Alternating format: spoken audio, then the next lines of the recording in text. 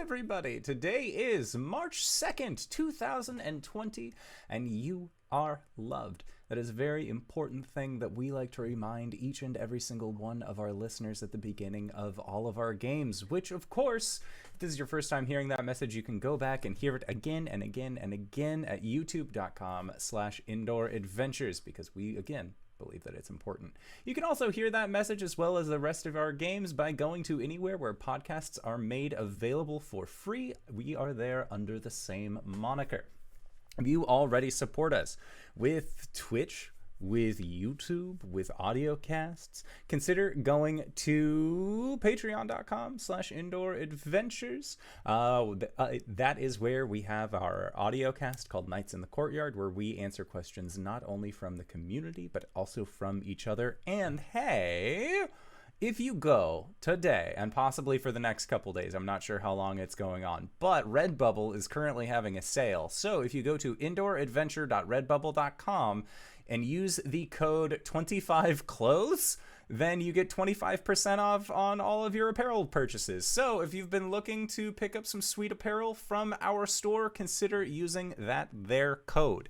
Other than that, that is it for my spiel. So RJ, who are you playing tonight? Hey everybody, I'm RJ and I'll be playing Caelum, the Shadowkai Wizard Cleric. Hi, I'm LBHackEmUp and I'll be playing Gwen, the Halfling Barbarian Fighter. Hi, I'm Cyber. I'm playing Arjan, the Draconian Blood Hunter Fighter. I'm Wings and I'm going to be playing Coriander, the Eldrin Paladin. I am the Indoor Adventurer, and tonight I shall be your Dungeon Master. So, last we left off, you guys had ended up leaving Circe Hellier in quite a hurry and fought against a group of highwaymen who were completely unprepared for the raw power that is the Four Keeps, and pushed all of the way to the metropolis that is the floating city of Vascor, having successfully navigated yourselves to the Grand Anatheum, the central library and palace of learning. You ended up coming into contact with a warforged librarian whose name you never asked for, but upon showing him a piece of parchment that was given to you by the Dwarven Lord of Circe Hellier, you were able to then use the librarian's personal teleportation circle to then make your way out across the sea back to the Isle of Arasthk, as there is something foul that seems to be brewing on this here island. And upon arrival on the Moonrunner, the ship that is piloted by a drow captain and former moon maiden, Oliviette, you all saw what had become of the island. At least partially so. It is dark at this point in the day. Thunder and lightning roll off in the distance, and you can see it's still quite a ways journey to the island proper.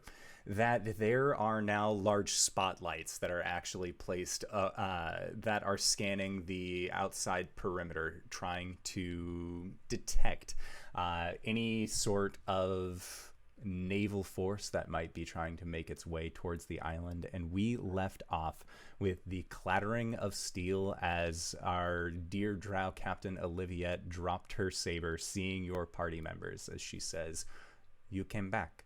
And upon looking at Oliviette, you can see that time has moved for her as well. At this point in time, she actually has a scar that hooks underneath her right cheekbone that extends over her nose and then precariously close to under her left eye, and her hair has grown out just a little bit more, whereas before it was a much more closer cut along the sides of her head. It is now a little bit higher than her shoulders, and it's coming in wavy, just having been exposed to the general sea. And in order to keep the hair out of her eyes, as a captain is wont to do, she is actually using a pin that looks like a sickle waning moon that has a sword through it to kind of keep it off to the side. And she is just looking at your party in astonishment. She wasn't expecting the incoming to mean incoming like within the next 6 seconds of Caelum having cast that sending. And she looks at you and your group, especially seeing her and looking around.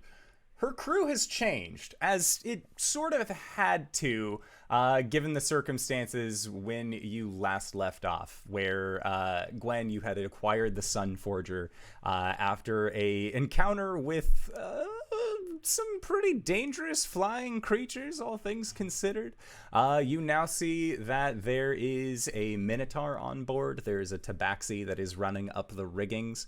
There is a halfling that seems to be working, getting everything taken care of, but all of their eyes are on your group. And Oliviette just comes over and, without saying a word, wraps her arms around Cori. Cori will wrap an arm around her and just kind of hold her for a second. And as she does so, her summer form is going to drop just kind of gradually down to her revenant form. And she will pull back a little bit just to kind of examine Oliviette's face. And her hand will come up and she'll run a thumb over that scar. And then she'll just kind of move her hair out of her face a little bit. And she'll smile sadly and say, "You're perfect." And as you touch the scar along her face, it is not a light scar. It is like a divot style scar that now runs across her face. And she just, as you say, "You're perfect," she quickly tells you in Elven, "Just shut up." Like... And then she grabs the back of your head and then just puts her forehead against yours. And she says, "It has been too long, Calas." I'm so sorry. And don't apologize. Here. And she...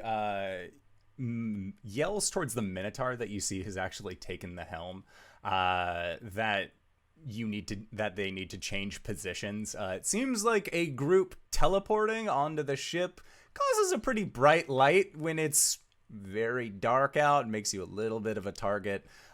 So she is more interested in just getting the ship away from where it is, and they begin to and you feel the vessel begin to move. And Olivia, and at this point, you hear the click clattering of taloned feet, and a familiar crew member, the one surviving winged kobold named Gwen, ends up coming up with Oliviette's rapier, and she takes it from him, pats them on the head, and just, "Thank you. Come. I'm sure you're all tired. There's much we need to discuss, and being out here on the open deck is not exactly the right place to do it. You can here," and she will go over to the captain's quarters and just throw open the door. The captain's quarters being underneath the aft castle. And will motion for all of you to then come inside. Yeah. Mm-hmm. Follow. And she looks up towards the current helmsman and says, "Edson, you know what to do." And with a grunt and a nod, Edson, the Kryn, will then begin barking orders to the rest of the crew. It seems in Alvar's disappearance, well, in his, upon meeting his mortal fate, she had to find a new first mate. And so Oliviette then has brought you all into the captain's quarters, and she looks at the table, and Caelum, you can see that where previously you had helped like organize the shelf, she was never one to upkeep that after it's been properly fitted, so it's kind of gone back to just being messy, and she shoves a lot of things that were on the desk more into what looks like a open crate. Like she'll figure out how to sort it all later, but she's been saying that for months. And then offers, and then just says, sit. Okay. I did not think that when you said soon or incoming, that it was going to be right now. Not that I'm mad. Just surprising. It's good to see all of you. You did not. Did you have those before? And she like motions towards you, Arjan. No. Yes, a lot has changed. So, well, here, and she will pull out. She'll pull out cups and chalices and just fill. And takes out what looks like a kind of older bottle of wine. Newer in her acquiring thereof, but just older in its minting, and she will each pour you a cup, and pours one for herself and says, all right, well, how about we start, what did you end up doing after you left?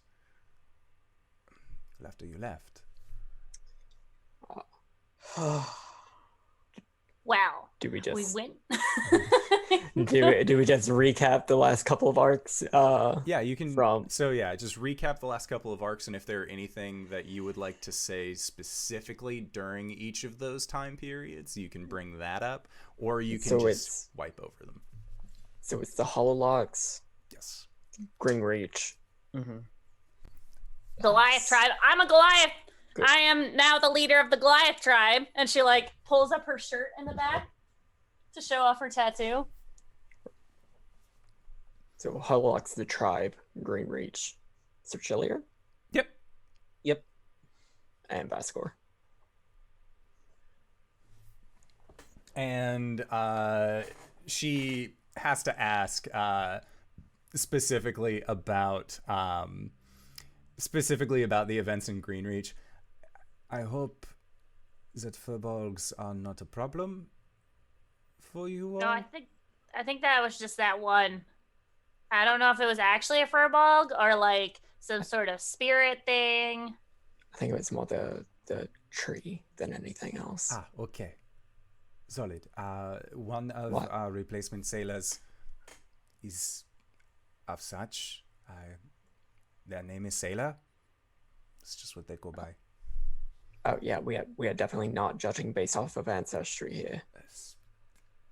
That's good.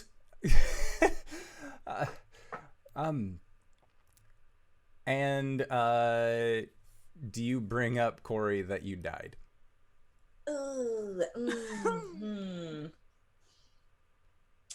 I think that for now she's a little bit vague explaining what's going on. She essentially says that she lost her seasons.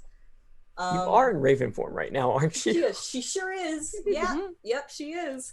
And like she'll like show her stump arm and say, lots of things have happened, and I've done a lot of foolish things. Why am I not surprised? We met another drow. Congratulations. It was a dude.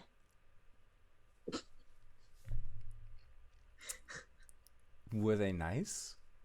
I didn't get to talk to him very much. I was kidnapped by a beholder.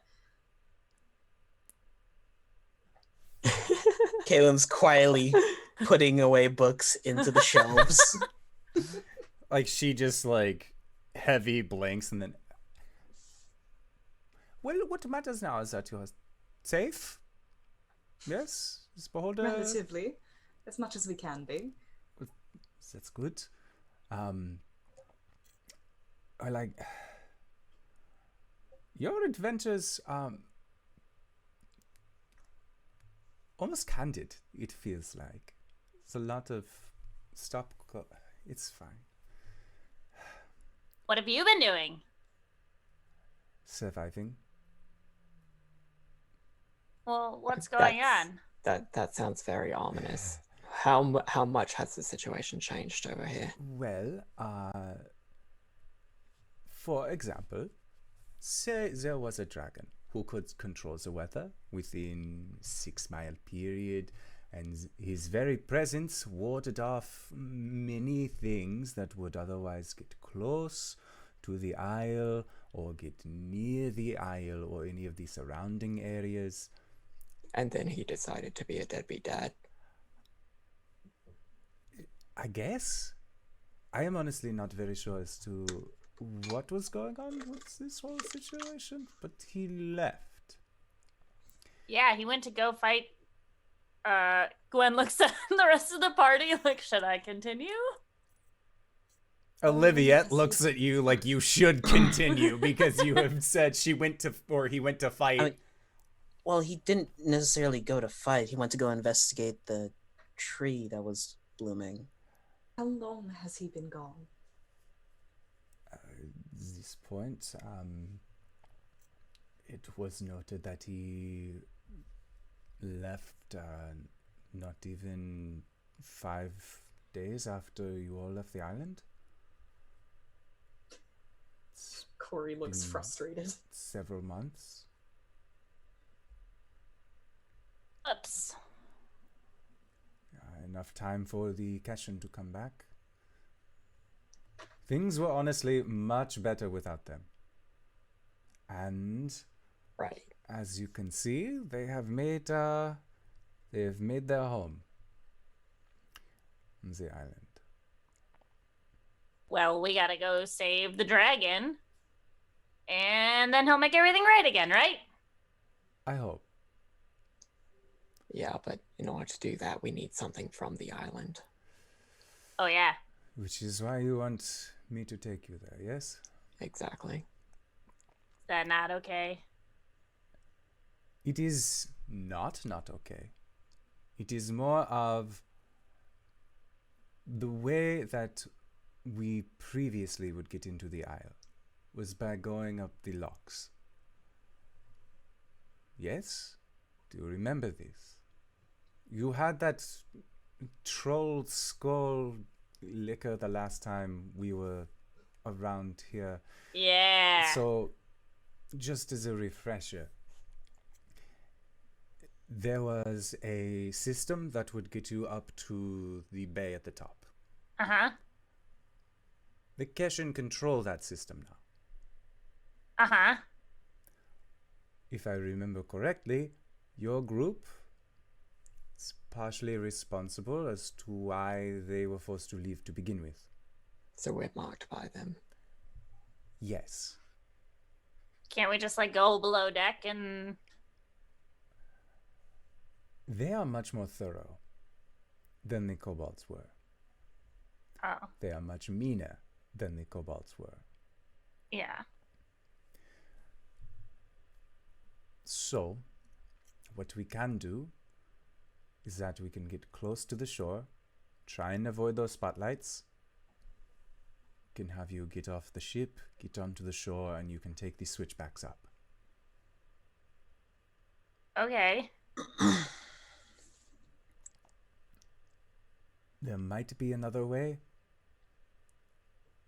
I'm not sure. But as far as I am aware, that is one of the only ways that we can get you all safely there. With some relative ease. There are patrols. There are groups. Do you remember the cell sales? Yes. Yes. Originally, they were working with the kobolds to try and stop the Caelum from coming in and taking over. They are opportunistic. Caelum offered to pay more than what the kobolds were paying. They turned. So now the cell sales work with the Caelum. I don't have my dry erase marker. 0 days since Arjan was mad at Tifa. Ah.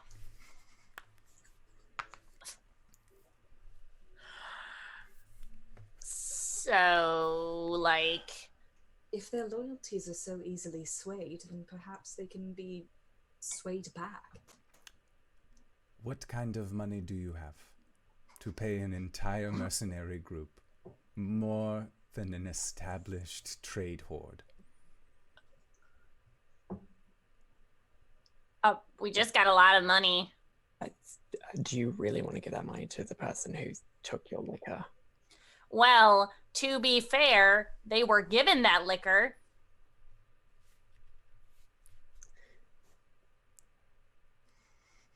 That doesn't Yeah, answer my question. No, but if it's a way on, I mean, like, money is, like, we'll get more. It's a 2-hour walk from the switchbacks to town, and then to get to the greenhouse would be another some odd minutes. Do you think we'd be able to stealth mission our way in? No, but We're not the stealthiest bunch. No, but we might be able to make it to Dragonstraths. Assuming that it's still up. That place is also marked by the Caelum. Could we maybe not look like ourselves? Is that a thing we can do?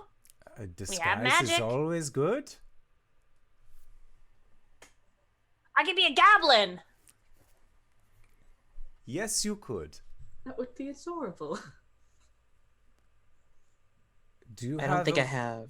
Do you have makeup, disguise, fake ears, something that you could do?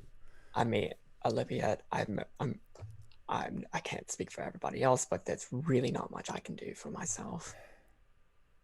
Caelum, you don't have any sort of magics to augment this, do you? Nope. Didn't think it would come up. Normally we go in guns blazing, so... What is a gun? Spells blazing, so... Well, hey, guns do exist. They Thanks to still GB. So, okay. Magic. Could we do something else? Like, could we fly over? That is a I mean, possibility if you avoid the spotlights. We can fly now. We'd have to leave Cyber here. Oh, Probably for the best. I guess. In a stealth mission. Bork. Bork, indeed.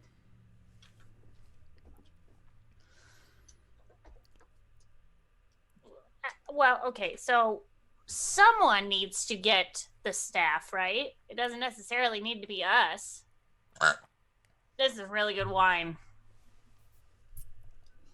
Lovely. It's from the mainland. It's an old jade leaf classic. Yes, someone needs to get the staff. No, it does not necessarily be us, but who else would be sent to get it? I could... I don't know what the situation is like around the greenhouse, but I could contact my Lauren. Yeah. Yeah, definitely do that.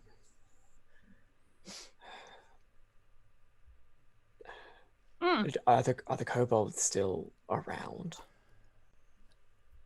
And Olivia just kind of has like a little bit of a long glance and then gives you a very weary look. They are. But it is different now. Different how? When the Caelum came in, they tried to uphold the law that was set by the dragon.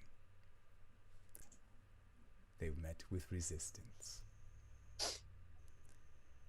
The Caelum have been aggressive in terms of making the kobolds understand who has control of the island now. Many of them have gone into hiding. Perfect. Well, is the dude we met like the squire of the dragon of Arasthk? Is he still around? Because we could contact him. Caelum knows him. Who? The dude who let us in the build. Caelum, do you remember the dude who let us in the building? I never went with you. No, I'm talking to Caelum. The head gardener.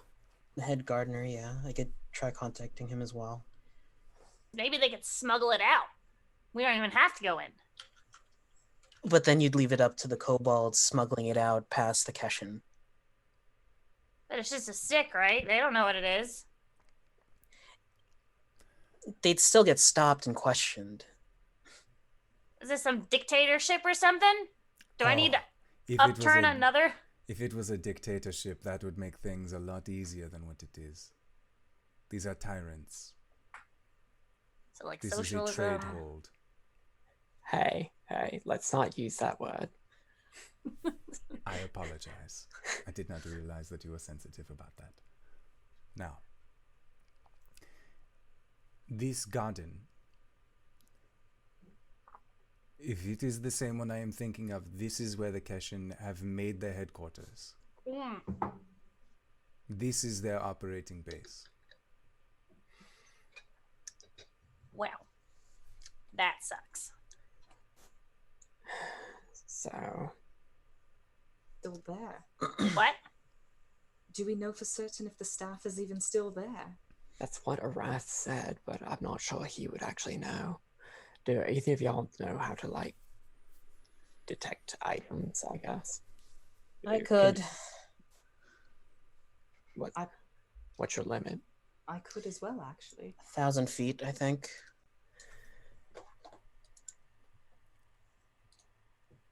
Well, We wouldn't have to get too close, but But we would still need to get at least toward the outer walls, I'm assuming. I could. Is it a concentration spell? What are their defenses? From what I have seen, just gods.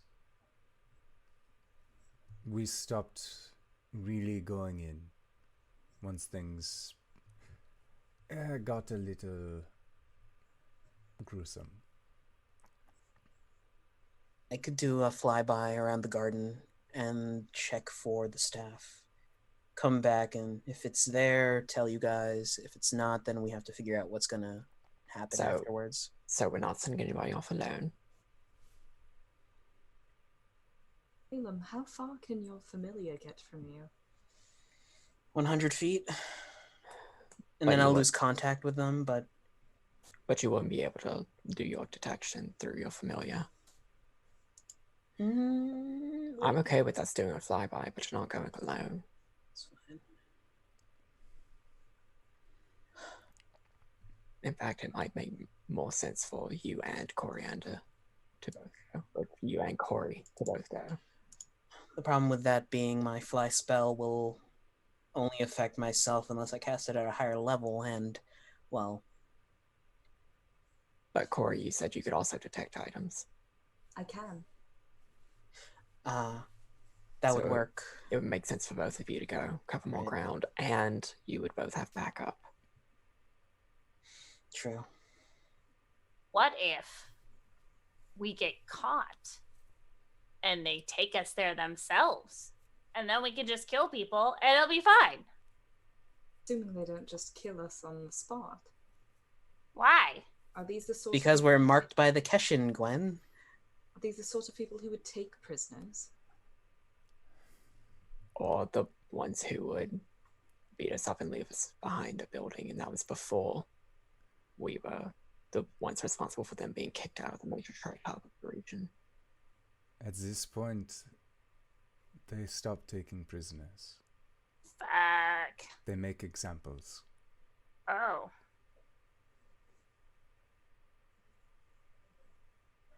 Well, I really wanted to kill some of them. Oh, don't worry. It seems like it's definitely going to get that way. What if he comes back and he just like firebombs all of them? With That'd be- collateral damage to his island. He's not that kind of dragon. What do you mean? I wouldn't be so sure. Does he have like electric abilities? I've never seen them in person. Well, I've never seen him as a dragon, so All right. So So, we get the staff somehow, and then we return to the ship and we go and rescue Arasthk. I get the feeling that this is going to be a little bit more complicated than that. That was the vaguest plan I've ever heard in my life. Why don't you two do a flyover, see if you can verify that the staff is still in there, and make your way back to Drakenstraths if you can. We'll meet up there then. Caelum, can you call Marloren and see what he knows about the situation and ask if he and Trev are okay with opening up the shop to us, and if it's still everything's still okay. Sure, I can do that. I'll be outside, and I'll cast Sending to ask. My Lauren, is everything okay? We might be inbound soon. Can you accommodate? Also, if you can, a status report. That's 20. The response that you get is, things are going badly. With that inflection. I have been in the sewers for about 2 months. Still selling, still getting coins. Dren is fine. Give that boy a raise. The hustle is real. Oh my god. I can make some rooms, and that's 25. Opens the doors to the captain's quarters. So, Myloran and Dren have been in the sewers for about 2 months, but he's still selling. Oh, bless his soul. That man needs a raise. Absolutely. On purpose? What? Or, he has to. Sorry. Yeah. So, we probably can't go to the shop. He said he can accommodate us, at the very least, if we can get into the sewers. God, why does this feel like we're about to start a revolution? Seize the means of production. Can The you rich. hear the Hey, people that is my sing means of the production. song of angry- Why is it every single game we're doing is a revolution? From the sewers. Well, Have no chance. What is the are there sewer access points that we know about? they must go out to the ocean, right? Some of them do. You also know Arjan would not be, or no, Arjan would be aware of this. The only one who wouldn't would be Cori. Right. But 3 of you actually do know of a sewer entrance near Dragon's Drafts. Right, that's where we first pissed off Keshan Trading Company. Yes. Oh, there was also We did a murder. there was also that mushroom guy's place. Oh, yeah, the dude who is high all the time? Were there any demons down there? No. Nope.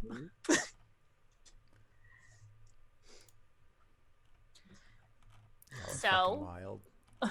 So, do we know that there are any sewer exits that exit into the ocean so we could start there? So most of the...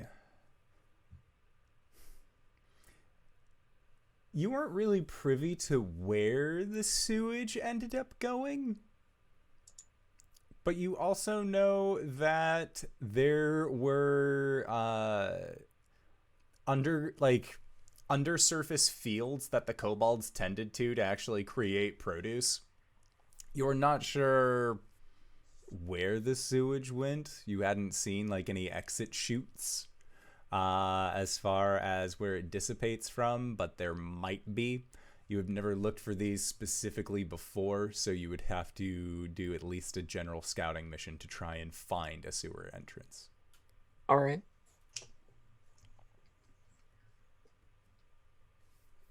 Okay, so Corey and I are gonna scope out the greenhouse. You guys find a sewer entrance. Yeah. We'll reconvene. Be super careful, okay? Oh, of course. When am I ever not super careful? When Gwen, am like, I goes never up to not him and, super like- careful? Cori, can I have can I have my cloak back? Cloak of the Manta Ray. Yes, of course. Can you give it to Gwen? For why? Shoot, that's right. So sorry, I completely forgot. I was thinking how great it would be if one of us could breathe underwater. She's gonna whip that cloak off and just kind of whip it over Gwen's head. I'd completely forgotten. Gwen sits there like a cat that's been put under a blanket. So, here's what. While tell me how bad this plan sounds, but while Cori and Caelum are going overhead trying to verify the location of the staff, Gwen, I can possibly fly us just around the island, avoiding the spotlight, so that we can try to find a sewer exit. A sewage drainage. Sewer drainage. Okay. Drain. Do find one. We can may just need drop her in. we may need to dive underwater, which is why I'm saying, hey, why don't you use this cloak? It'll let you breathe underwater and swim a little bit better. Uh-huh. It doesn't require attunement, right? It does not. It doesn't. Cloak of the Manta Ray does not require attunement. Alright, cool. That's what I was looking at.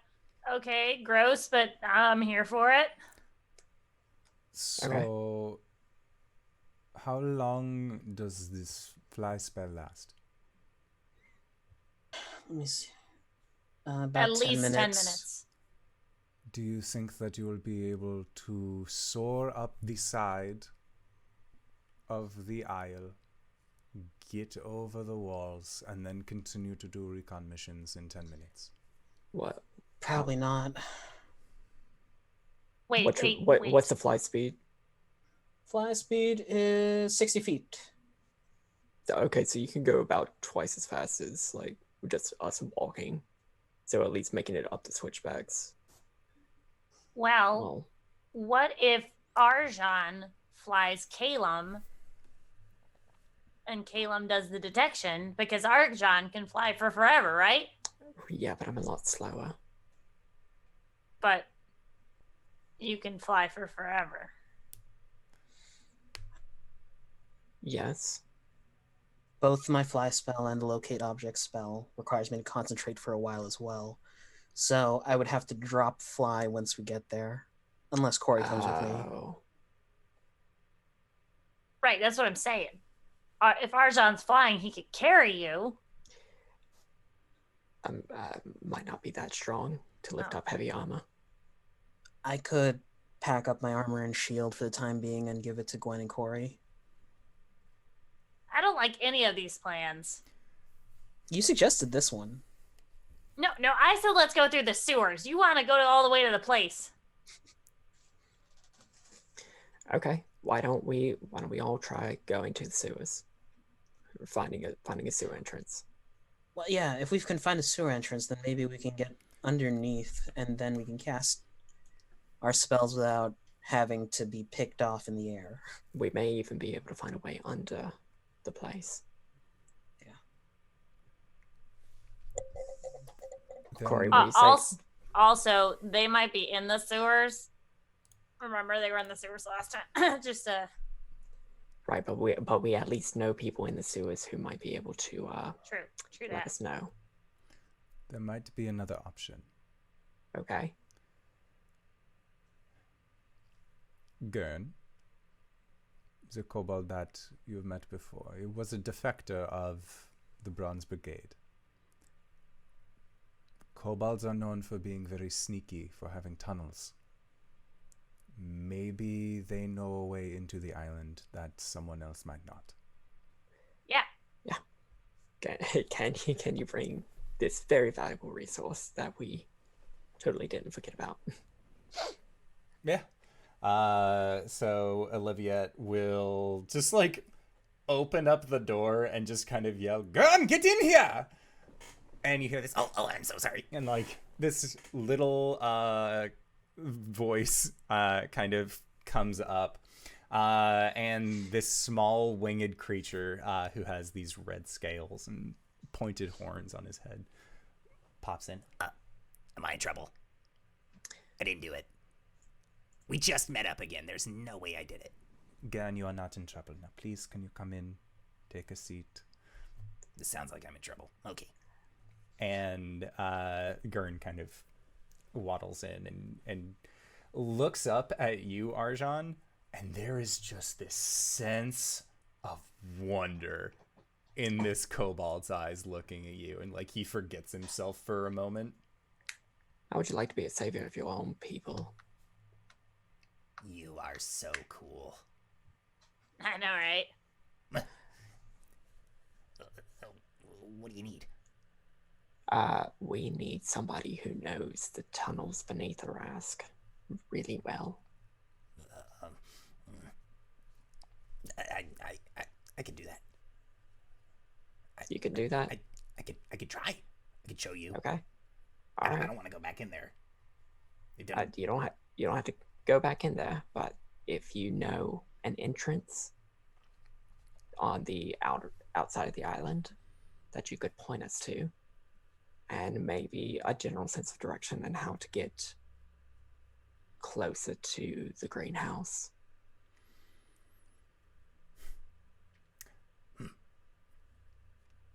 Into the tunnels, yes. Directions might be difficult. I never really went past layer 4. Okay, but you know an entrance. We can work with that. And Gurn essentially outlines that on the northeastern shore of the island, that there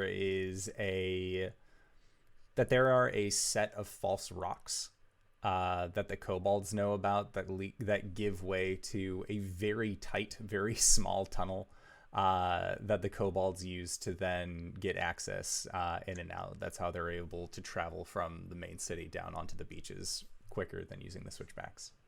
Would it be too small to accommodate somebody of my size? And he squints, thinks about it. Can you get smaller? No.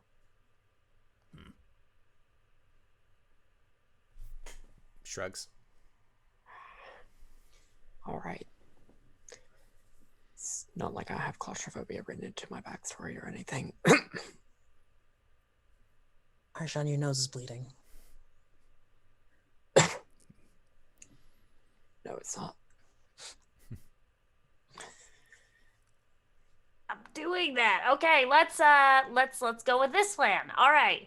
Looks like you're getting a promotion, Dern. He I stiffens up a little bit, looks towards Oliviette, and Oliviette's just like, With us, not with the boat. With us. "No, it's okay. If you do this, I will feed you more fish, I suppose." Just Yes! very excited about this. Okay. So, Kim, are we just going there now? Is that what's happening? Olivia will actually ask that of the lot of you, mostly because it has been she doesn't know what your day has been like, if it's been long, if you need any rest, that sort of thing.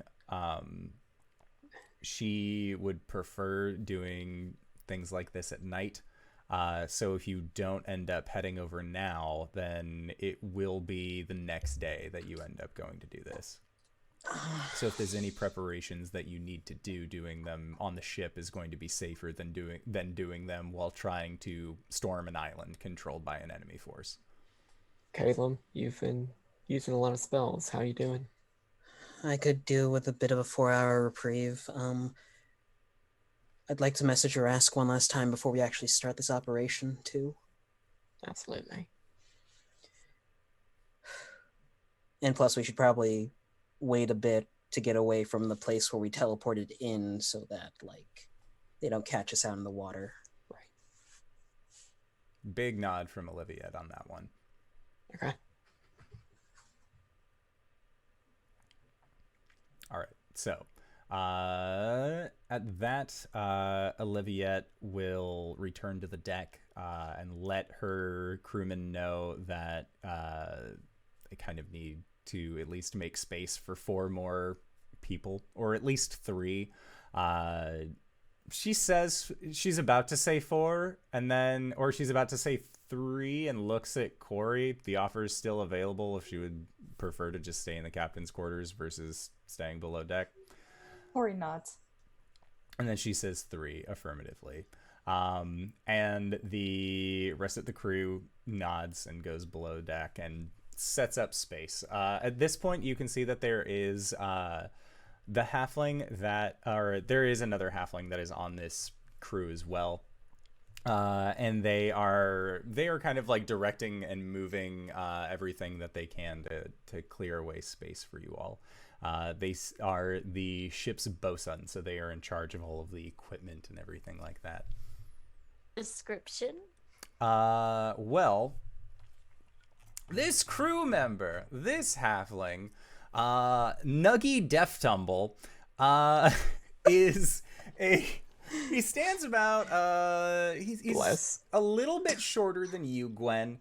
He has, like, dirty reddish hair. A little bit of, it's more of like the mutton chops that are coming in on the sides, but they haven't been tended to very well. They're a little bit like growing in more sparsely than you have seen. Halflings, like especially with your dad's like very nice prim and proper mustachioed goatee. It seems like Nuggy is still in the process of growing into his facial hair, as it were.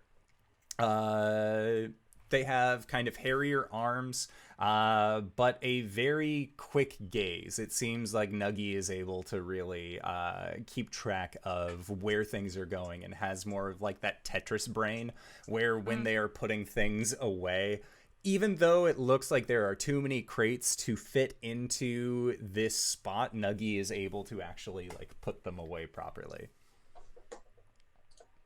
Gwen might try to help them. Okay.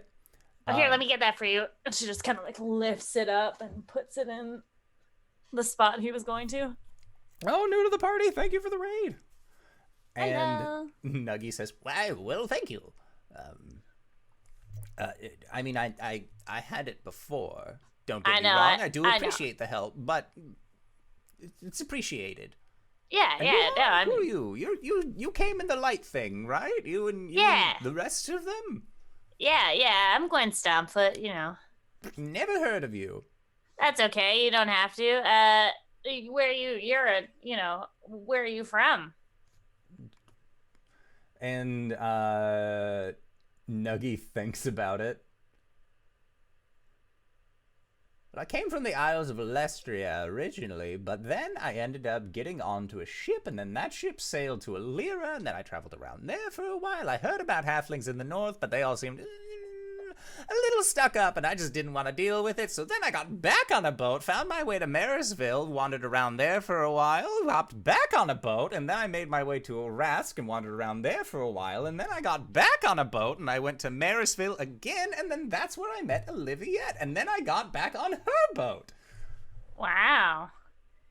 I like sailing, if you haven't noticed. No, it's great. Yeah, no, I love the water too. It's pretty cool. It's literally very dangerous. Yeah. Oh, yeah. Kill I you in know. an instant. I know. We fought some dangerous sea monsters in our days, so you know we're the adventuring type. Yep. He just doesn't seem fazed. You seem like you're very good at organizing things. I'm the bosun. It's my job. What is that? Why don't you explain that to me? That sounds very interesting. I manage all of the equipment here. If there's anything that needs to be properly stored, it's my job to make sure that it's properly put away. Cool. Whenever we get new cargo, I make sure that that cargo is stowed and that it's secured. Mm-hmm. I like your beard. You're very odd. Thanks. And there's like this moment of silence between the two of you. I need to kind of get... Would you mind moving? Well, I thought we were having a nice conversation. Do you not want to talk to me anymore? No. Oh. Well, as you know, just as like the guest of the cap, it's fine. It's fine. You just go about your duties. I am making sure you have a proper bed to sleep in. You know, I don't need a proper bed to sleep in. Are you...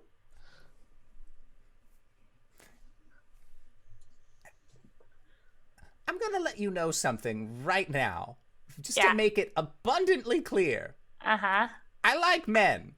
Oh, well. So I have a friend, the tall one that's really pale. I don't like elves. He's but not. Thank you.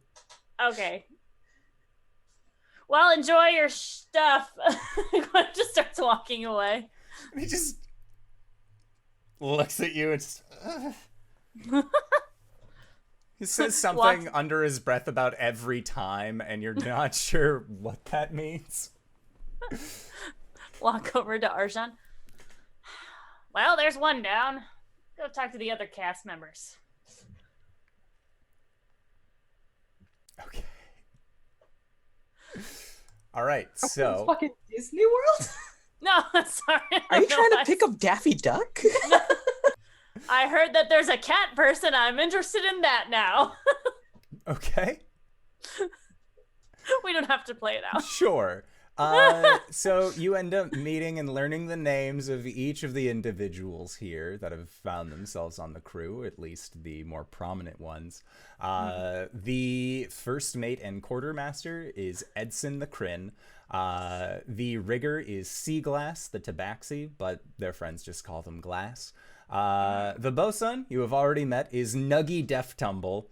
And then there is actually a tiefling on board as well.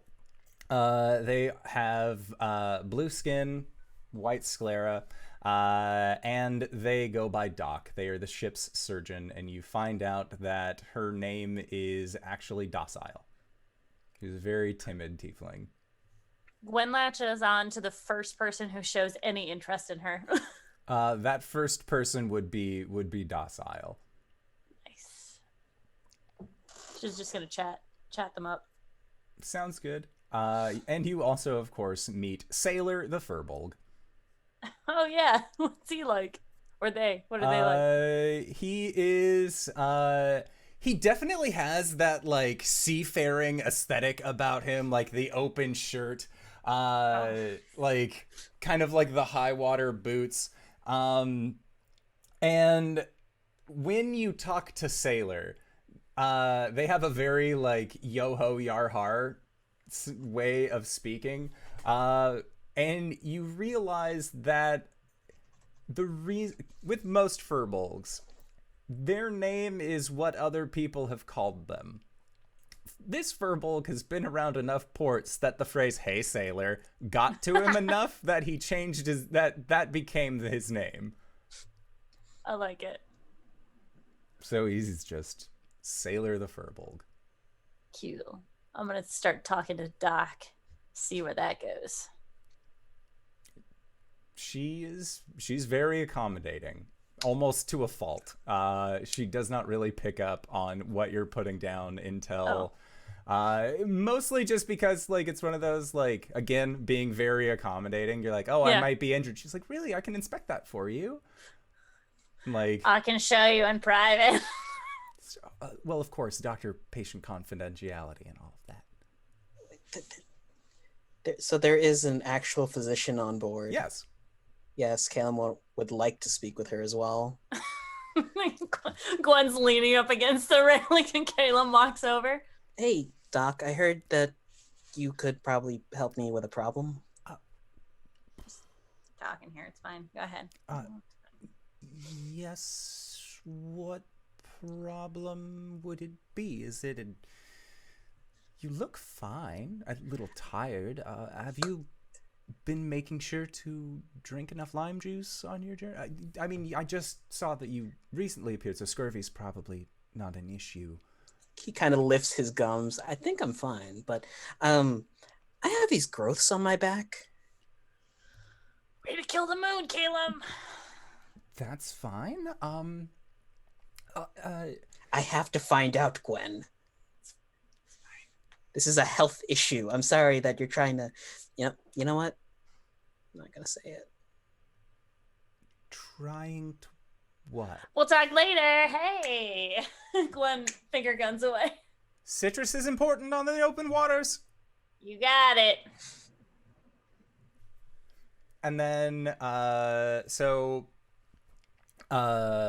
Docile will actually take you into the small surgeon's quarters. It's really just a small room that they keep their tools in. So you said growths, bumps? Yeah, they're sort of like oblong, ovaloid. They're not attached to anything, so I don't think they're like bone protrusions. That is like nothing I've ever heard of before, so I can't. Where are they? And we'll shirk off his armor and like pull up his shirt. She like looks your front up and down. He turns. Okay.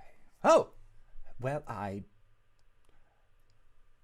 have not seen anything like this before. Have you been documenting? Pulls out journal, flips, hands it to her. And when did these start? A few months ago.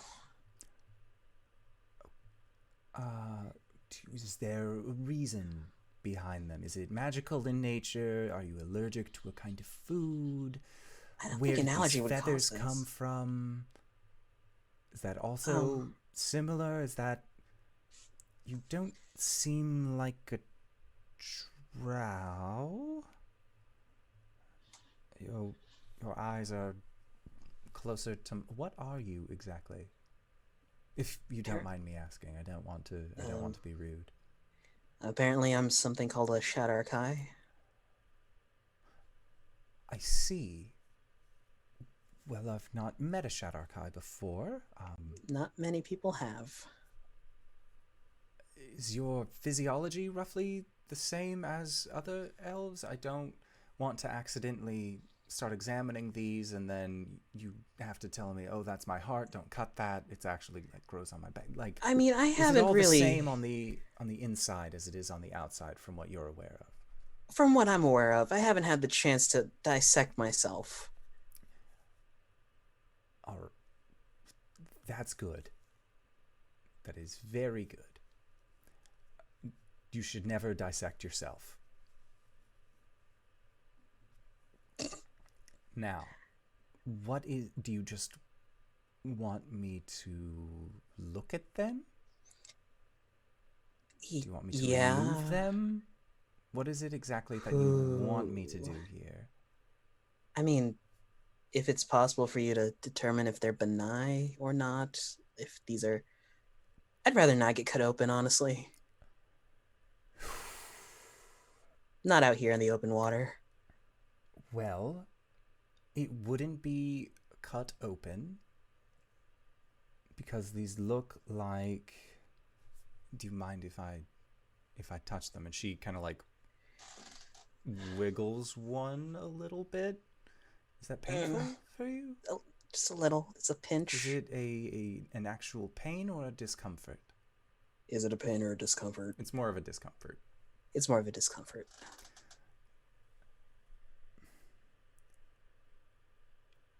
If you would like, the only way I can truly tell if this is a sickness, or if it is just a thing, would be to take a sample. Oh boy. And what does that entail? Do I lay here for a while, or? You have to bite down on a strip of leather because it's going to be a bit painful. If you'd like, we can wait until, if you want to have a few drinks beforehand. Sometimes the crew likes to do that whenever I have to sew them back up. Oh, wait. And he'll pull the remnants, the last of his catnap. This'll knock me right out. So do you, okay, then if it is going to have a anesthesia-like effect, I just have one more question then. Well, a series of questions.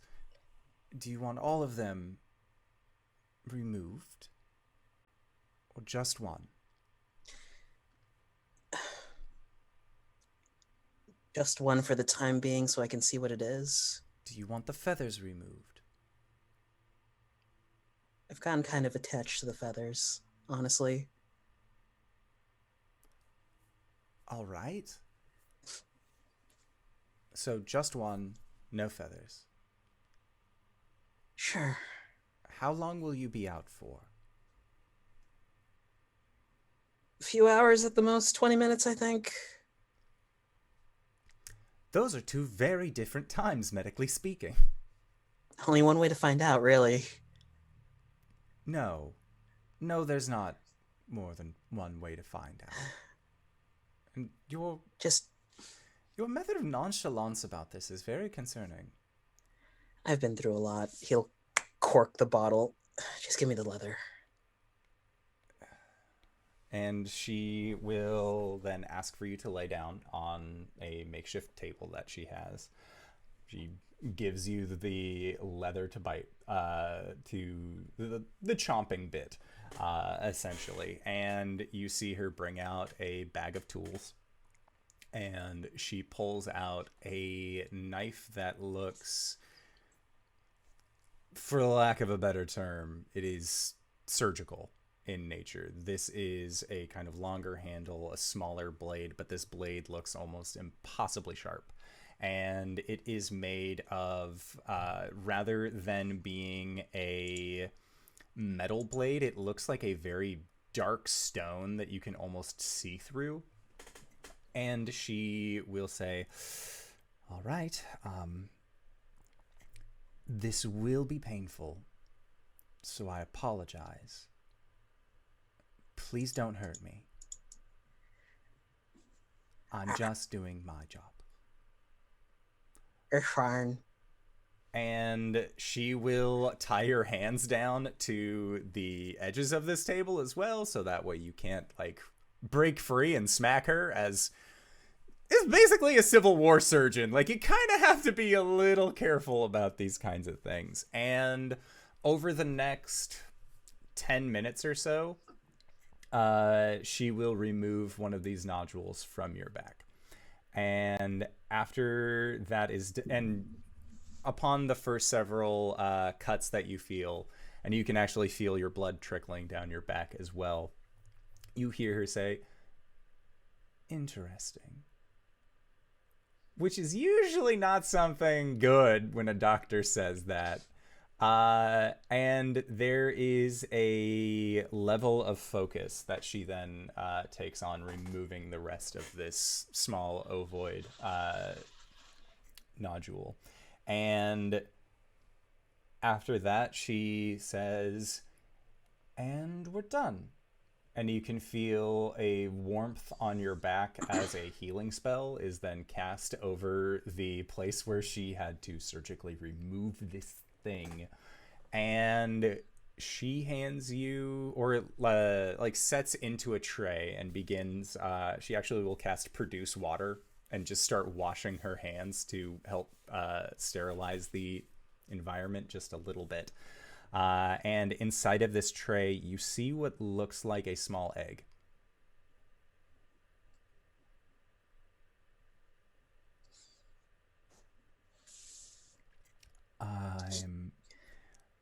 is... In your adventures, does this... Is it something... Did something put this in you? Like, have you fought any weird lizard creatures? Any... Indoor, what the fuck? Insects? No.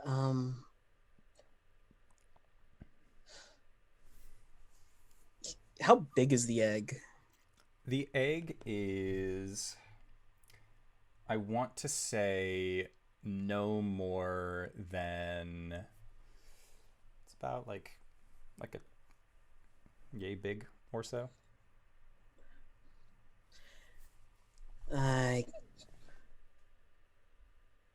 That's not good, to say the least.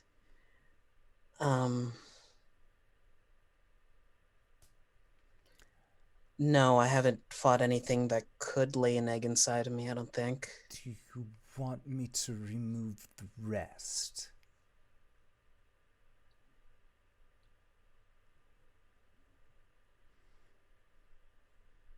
Yes, but also I'd like to talk to my party members.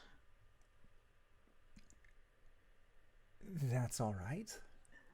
I will get the necessary preparations underway. He's gonna go into his bag and pull out the big matryoshka that he has and put the egg into it and then just seal it up. Put it away. Okay. Oh boy. So He's just gonna leave. while Caelum was getting surgery by a blue-skinned tifo, Arjan, what were you doing? I don't need to roleplay this out, Sure. but I do want to ask Tiamat if she's lost any red dragons. Make a religion check.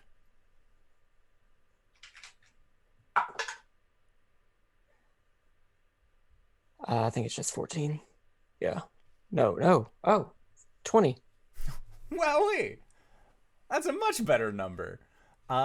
So Wow, I didn't think I was. Oh, that's a lot of intelligence skills. I must be mixing this up with. Must be mixing them up with Albus. Yeah. So with your with the 20, Tiamat, are you so Tiamat Black, the one that you are in Kara. Yeah, the one that you are in communicate with. Kara will say that there was one that was lost a while ago. They were never on the same level as Tarlayan, so people really didn't pay, or like the other heads didn't really pay much attention, but it was still a moment of curiosity for all of them as to why that happened. But again, because it just never really seemed like that big of a issue, all things considered, they didn't worry about it. I will let her know that I ran into another draconian. She will thank you for letting her know, and she will let the red aspect of Tiamat know about this.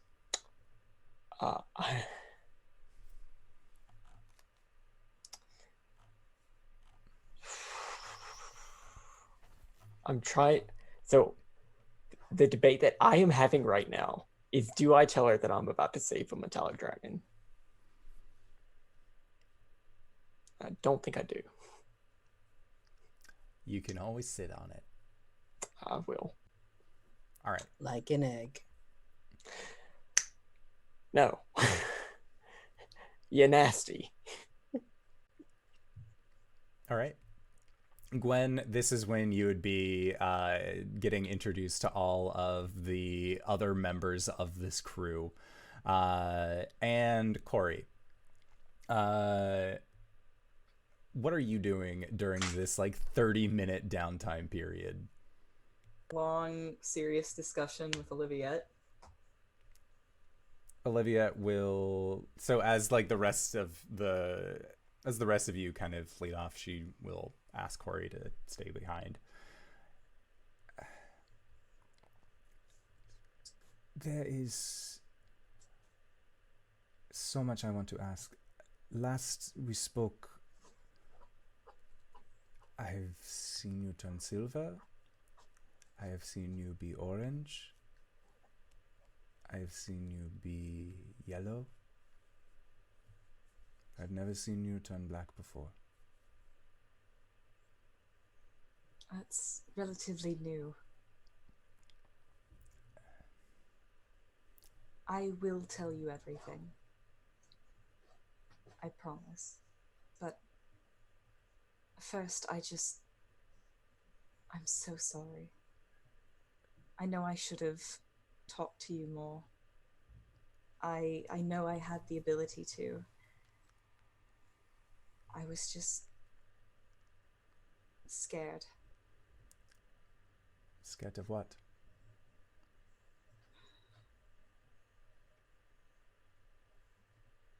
The memories I have of you are just so sweet and precious to me. And so many things have changed.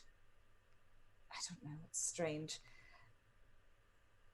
Having you know now the way that things are, it makes them different. And she will reach out and she will rub rub your forearm on your left arm. And she looks at and you can feel that she is looking at the missing space where your arm was. And then she looks back at you. And then silently her hand drops and she walks over to the shelf where during your meeting Caelum had been putting things away. And she goes to reach for something on a top shelf and then realizes that it's not where she left it. And so she has to start like digging around for things because Caelum has reorganized her desk. Previously when he had done so, it was with her help, but this was just his organizing system. And eventually she finds a small box. And she walks over to the table and sets the box down. And she opens it. And inside you can see that there is a glass bauble. And she picks up the bauble. And she looks at it and then hands it over to you. And when you look at it, this is the portrait spell that Caelum had cast the last time that you two had actually gotten to spend time together. And Cori smiles softly looking down at it, and she looks up at Olivia and says, "You do realize this version of me was still cursed not to be able to touch water?" And she looks at you and takes the bauble and sets it back down into the box and says, "It doesn't matter. To me, you are always perfect." And she gives you a smooch. They're going to spend the next, hour or so just kind of catching up on everything that happened. Okay. About 30 minutes into this catch-up, the door is knocked upon. And Okay. it is Caelum. Olivia's literally just about to tell Coriander about how she got her scar, and then Caelum comes in. Do you want to know how I got these scars?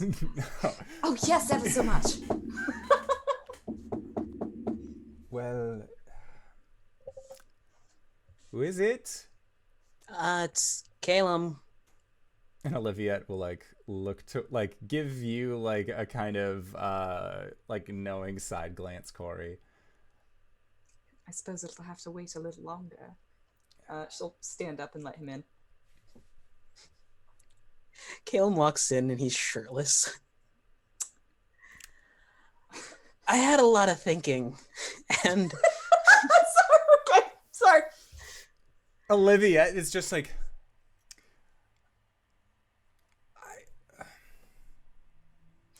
mean, you're very nice, but I don't... Oh no. Yeah, so I had lumps in my back, Olivia. Oh, Yeah. that's very interesting. Yeah, Doc is helping me out with those. I see. They're eggs, Cori. Like the size of eggs, or Like literal eggs. And in that moment, Cori, you have a flashback. oh fuck. A flashback to when you had died. Oh no. When you were talking to the Raven Queen, you had Oh my seen God. growths on her face grow to a particular size and fall, and as they fell, eggs hatched and ravens flew out. And as you have that recollection, that is where we are going to go into our break for this evening. I was gonna Y'all. be so upset with you if stuff started popping out of Caelum's back like immediately. Oh my god! And that is where... And so that is why I would like to say thank you to everybody who's decided to stick with us so far. We are going to try and be back in 5 to 10 minutes, so don't go no place unless it is to grab a food, grab a drink, grab a friend, or possibly go to indooradventure.redbubble.com. There is a sale going on right now where you can get 25% off all sorts of merch that we have up there, so consider it. And we will see you guys shortly. All right, everybody. Bye-bye. Indoor, what the fuck? Yeah, it's been a while, but we're back, baby! Hello, everybody, and we're back, and I would like to say... enjoy my beverage here. Not booze. I would like to say thank you to Squirt Vonnegut for the follow. Your name is excellent, and I'm glad you're here. Excellent. Excellent. So, we have returned. Caelum has just informed Cori that eggies are growing off of his back. And Cori, you have just remembered a brief moment from when you died. Yeah, Cori has a brief moment. She just kind of stares off into the distance. And she's like, how do you know? I got cut open by the ship's doctor Do you have one? in my bag. Let me see it. Sorry, Olivia. That's fine. Take care of your eggs. Okay. I'm gonna divine sense this bitch. There is a small hint of celestial that comes from them. Cori like is holding like it's what like about yay big? It's like an egg. It's an actual eggy. Like a oh god, that's so big. It's so big. Oof. Out your back? They've been growing for a little while. And they weren't Oof. exactly like, some were surface level, others were growing just in places where bones weren't. Aren't. Cori like I would say she gets pale, but she's like she's already a revenant, so she's as pale as she can possibly get. I say her cheeks go a bit sallow. She looks like she's going to vomit. And she just kind of holds it together and she says, The Raven Queen had something like this. It was how she made her ravens. Oh. Yippee. I have... Oof. It might be the blood loss making me a little dizzy, but you know what? This might as well happen. Caelum, I think you're becoming a god. What? It's just what it looks like. I don't know what to tell you. No. I don't think that could happen to me. It happened to Corlon. It happened to the Raven Queen.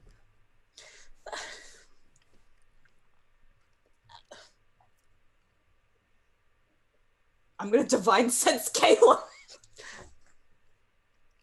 Hint of Fae TM. Hint of Fae. She actually like grabs a hold of him and just kind of studies him really closely, and he can tell when she's like when she's doing the divine sense register mark. He's just like, ow, moves her hand and then puts it on his other shoulder where like he wasn't operated on. I'm sorry. It's okay.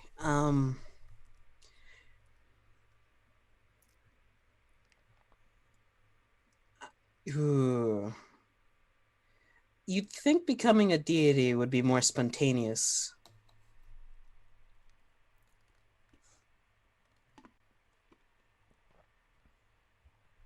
You'd think. She's gonna pick up the egg and kind of hold it out to him and say, "What is in here? I don't know. Do you think it's a raven?" I mean, there's only really a few ways to find out. One is to incubate it until it hatches or crack it open. I don't think I'm ready for either one, honestly. I'm 3 more to go. Are there 3 more in there? From last I checked, yes. There's 4. Do you want me to be there?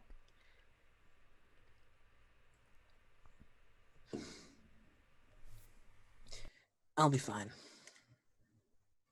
Should I tell the others? Please. Okay. I'm gonna be out for a little bit, but hopefully when all of this is done, I'll be okay. Okay. It's not like removing these is like a life and death situation, right? I mean, He knocks on wood furiously.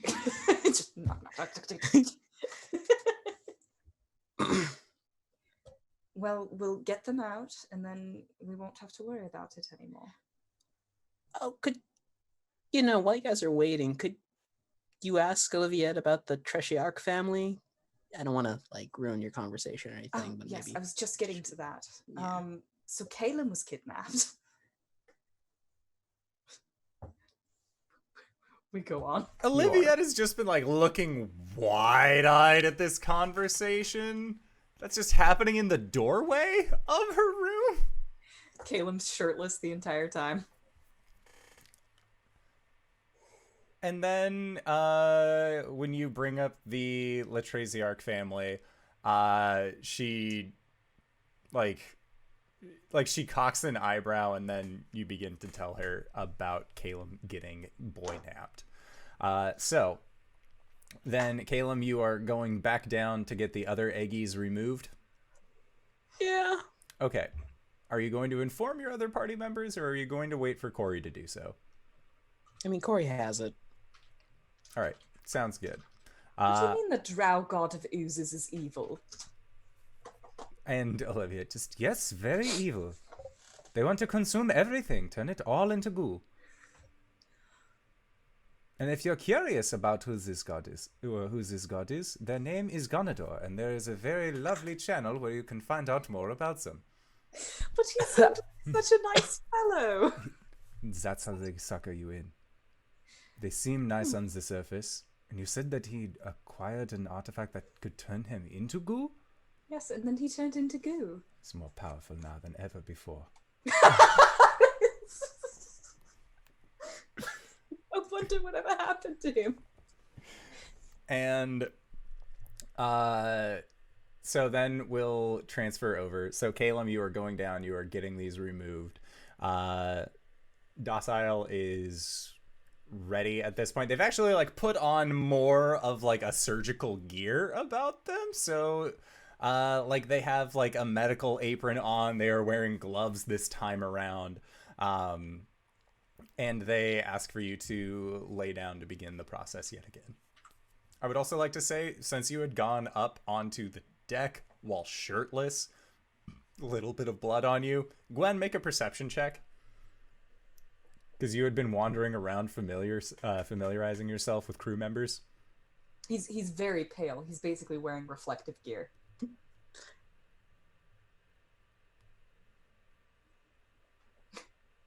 LB, did you hear that?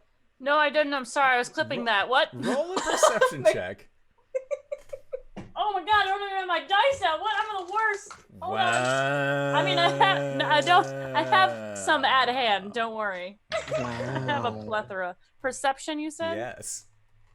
To shreds, you say, of 12. Okay, yeah, you were distracted talking to the Beefcake Minotaur, who is they don't seem as dismissive as the other crew members have been towards your advances. So, Caelum... Yeah, sorry, Gwen. Is it a female or a male? It's a male.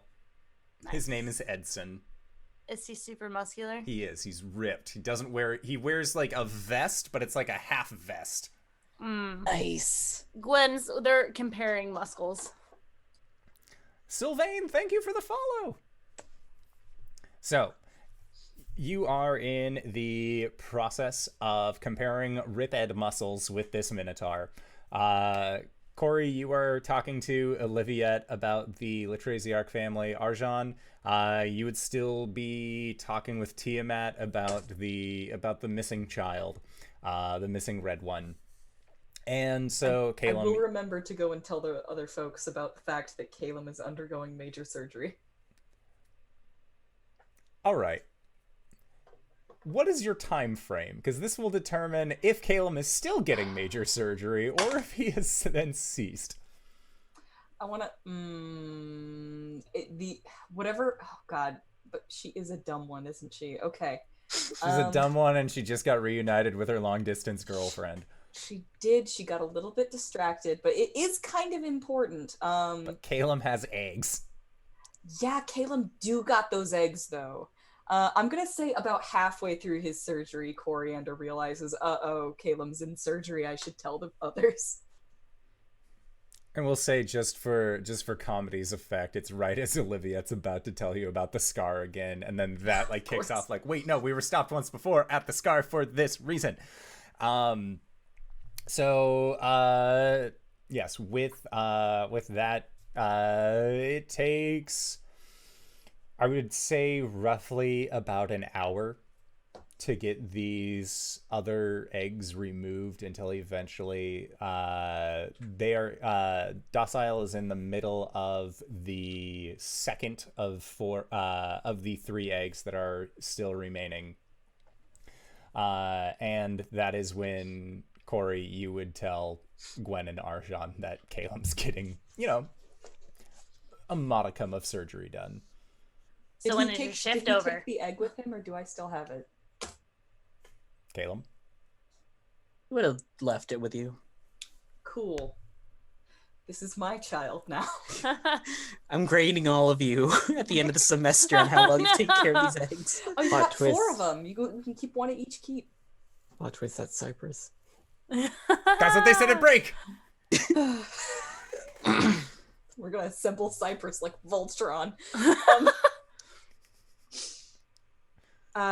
Cori will approach whichever member of the party she finds first. Probably Gwen. Gwen's at the helm. She's at the helm. Yes.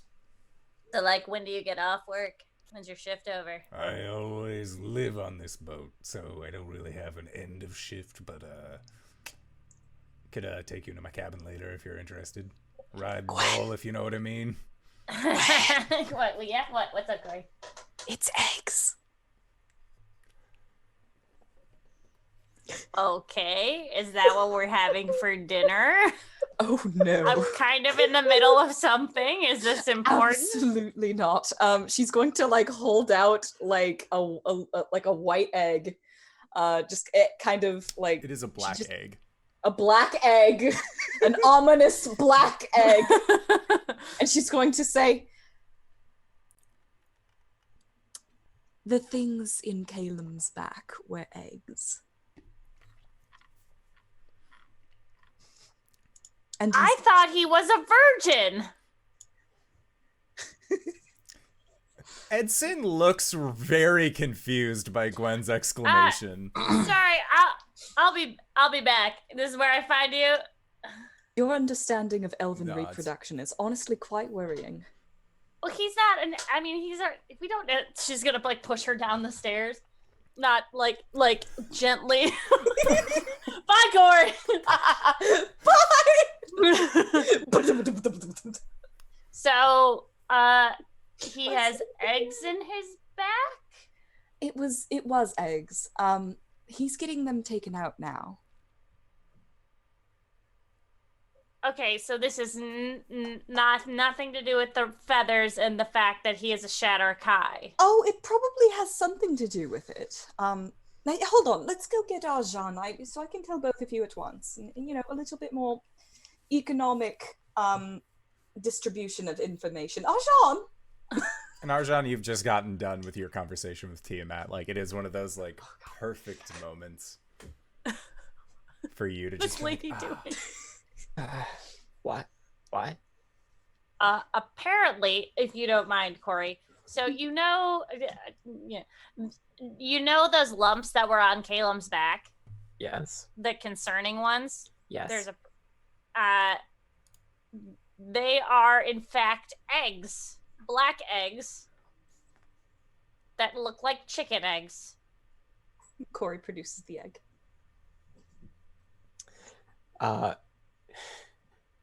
Caelum, I have a question for you. Where's your stuff?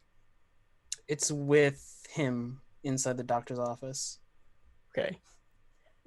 If at some point I would have asked you to borrow the components for Identify, would you let me? Sure. Okay. I will take out a pearl. To be fair, your weapon is your arcane focus. It costs money. Lame. Yuck. So I'm gonna take out the pearl and identify this fucking egg. So Arjan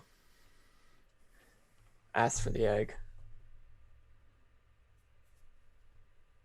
and is going to reach into his bag and pull out a pearl, put it in his hand, and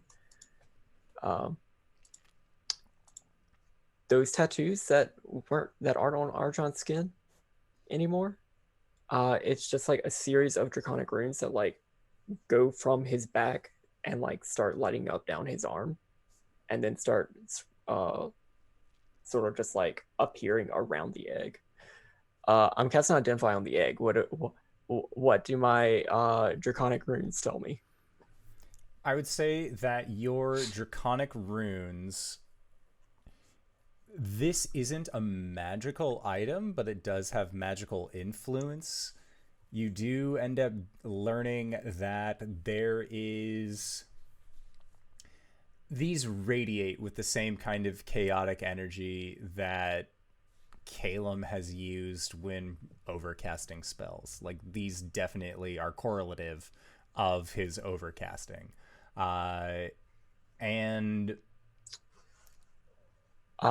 one of the things that Identify would tell me is whether any spells are affecting the item and what they are. If the item was created by a spell, I learn which spell created it. So would I gain anything about the creation of this? The creation of this spell, I believe, was Guiding Volt. Was the spell that had initially created these when Caelum overcast that a while ago. Oh.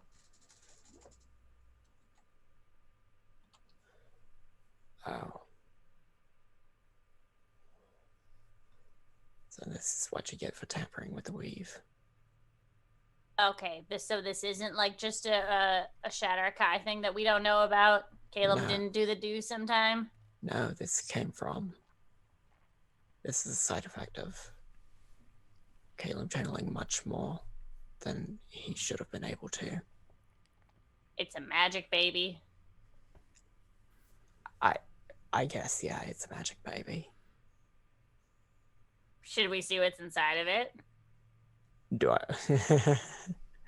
What? Is there something inside, indoor? There is a definitive shifting weight that you can feel as you tilt it from one side to the other. Yes. Yes, Gwen there puts is. out her hand. I'll give it to Gwen and hope I don't regret it.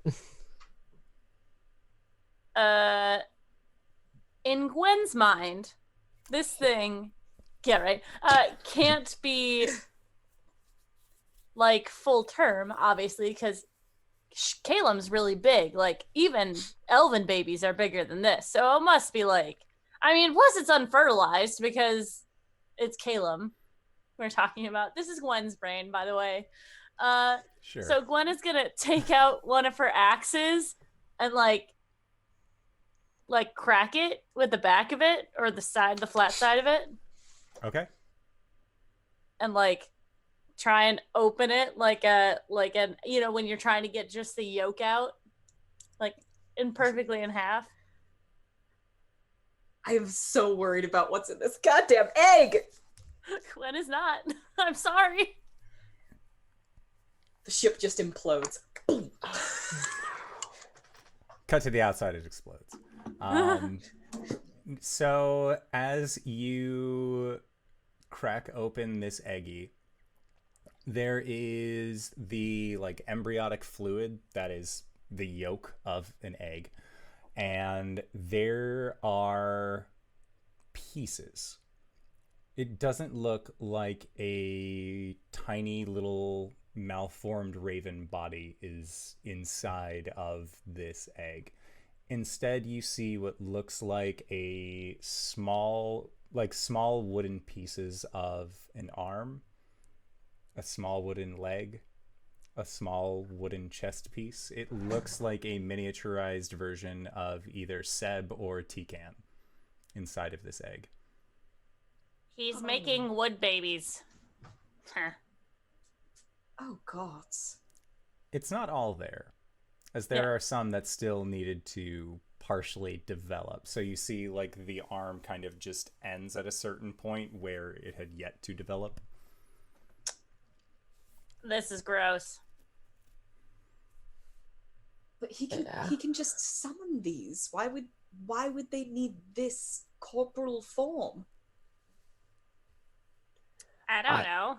I don't know if this is any sort of natural occurrence. This was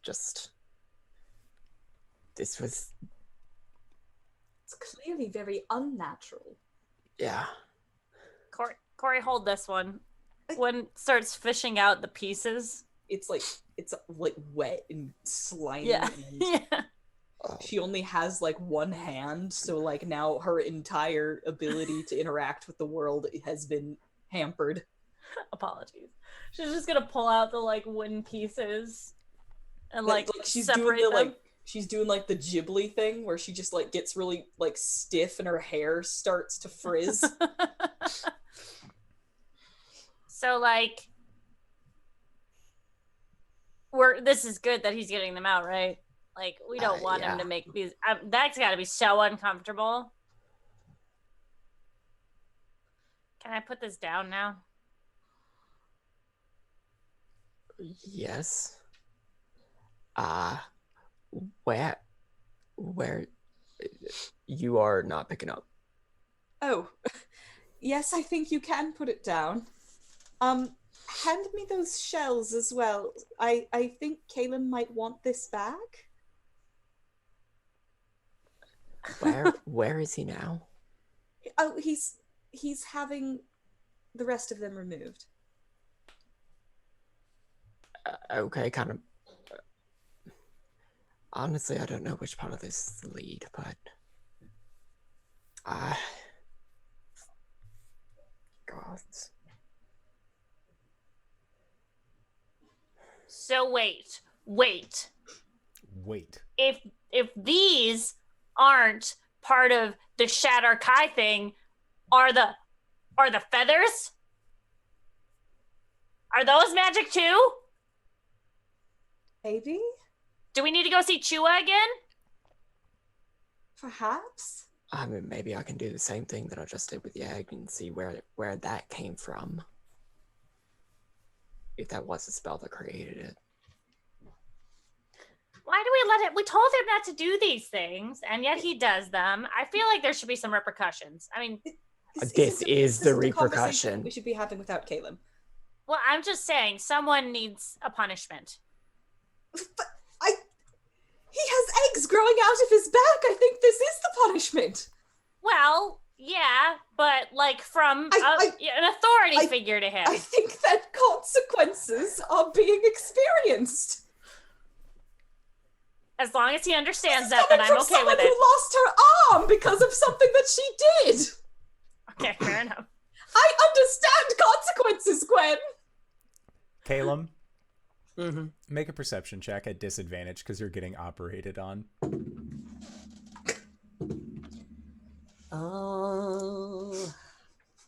14. I would say that you would hear Cori's shrill voice saying, I understand consequences, Gwen. This is coming from somebody who lost an arm. She And sighs. that sigh is very much also kind of like a pain grimace, as you hear a kind of clunking sound as the second to last egg is put in a tray. And you can see that sitting on a little desk or like shelving unit that has been built into this surgery room, T-Can is actually sitting on and just kind of swinging their legs idly, just looking at you. They don't know how to help, so they are just there, and you hear them say, do you need water? Haha. He'll just give her a pained smile and just shake his head. Food? Haha. I'll be fine after this is over. I hope. T-Can nods. And then we'll actually hop off of the shelving unit and go towards where your hands have been tied at the end of the table and place themselves so that way their head is directly below one of your hands so you can still give them head scritches should you so choose. Sure, I'll give her head scritches. So creepy. There's probably like a moment where when Doc is trying to look for the next egg, he kind of spits the leather out and tells her, check around the internal abdominal oblique. And Doc says, I don't know what that is, but okay. It's like T-Can, and then he'll mentally command T-Can to go over to the spot and kind of tap it, then come back. And within the next 10 minutes or so, that eggie is also removed. Wait, you don't know basic anatomy? Should we like go in there? I mean, he's getting major surgery. You find this out. Guys, should we go in there? I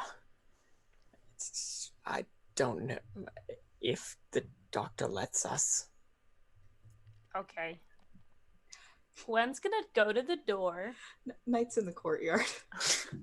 She's gonna put her face to it and knock on the door and just say, "Hey, we just found out what's going on in here. Can we?" Occupied. Yeah, I know. Can we come in?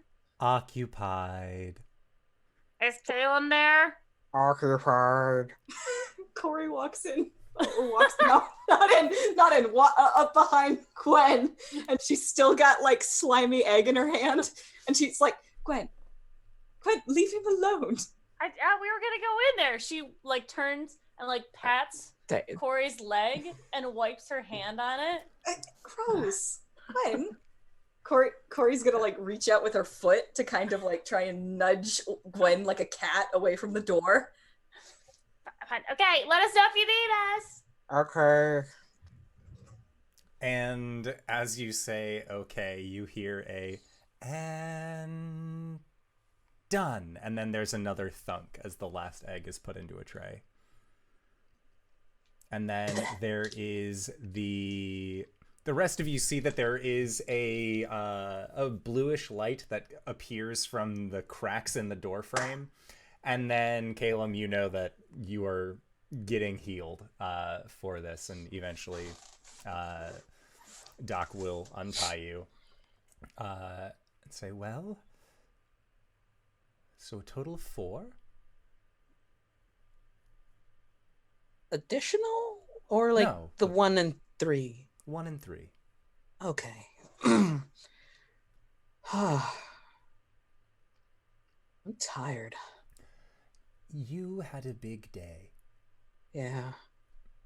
but no more eggs. If you do want those feathers taken care of, just let me know. I understand that you said that they are a personal choice. However, my office is always open. Thanks, Doc. Don't mention it. Caelum is going to turn to the eggs, kind of gingerly pick them up and put them into the matryoshka. Put the top on and kind of just like try and seal a couple of sides with a bit of wax so it doesn't like open up. Yeah. You have to remove like everything except the most outer layer of the matryoshka. I was only given the most outer layer of the Okay, matryoshka. cool. Yeah.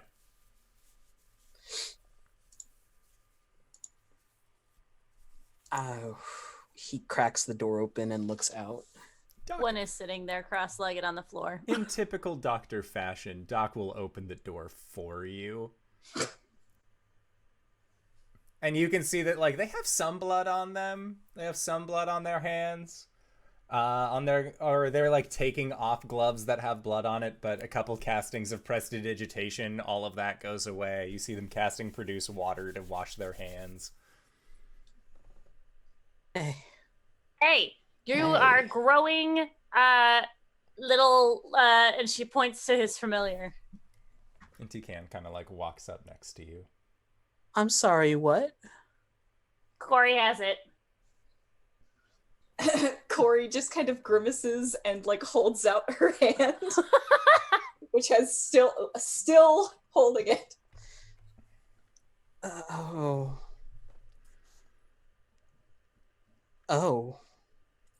Congratulations. No. How are you feeling? I can lay on. Maybe not. I'm fine. Actually, would you mind if I also do something that might violate HIPAA?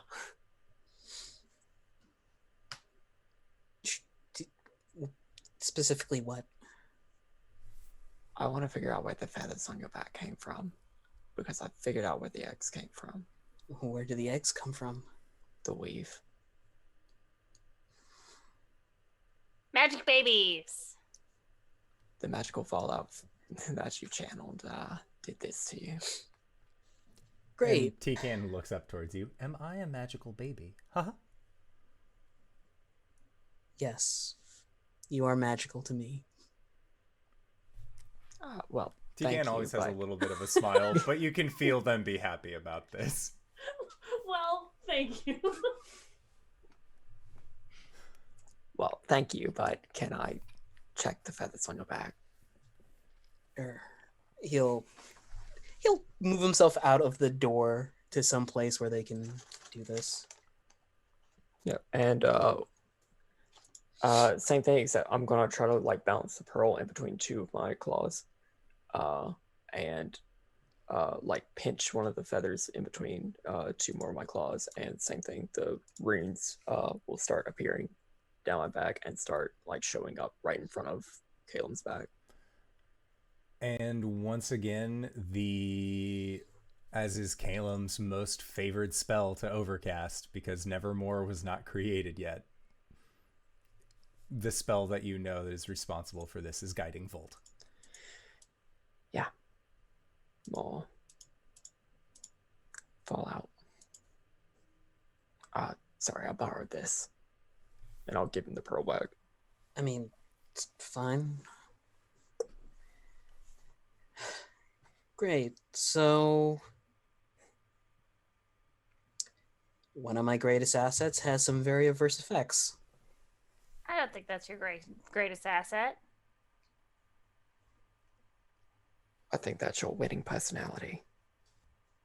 Thanks. Your sharp mind. Haha. Exactly. I mean, They don't speak with real words. I know. Gwen could understand the whole time. I thought you could understand me. I can only do it sometimes. Oh. So, you've been doing that a lot. Are things like this still happening to you? You seem like you have a little bit more control over it now. Yeah, I mean, before when I used to do the overcasting, the overcharging of these spells, it felt like trying to tame a bucking bronco, but now it's more like I feel I have more control over it.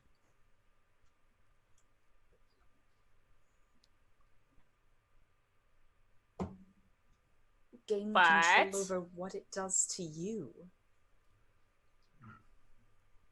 Because I think that would be the next step. Do you want this? Caelum reaches into his pocket for a handkerchief and just puts it over Cori's hand and scoops it up.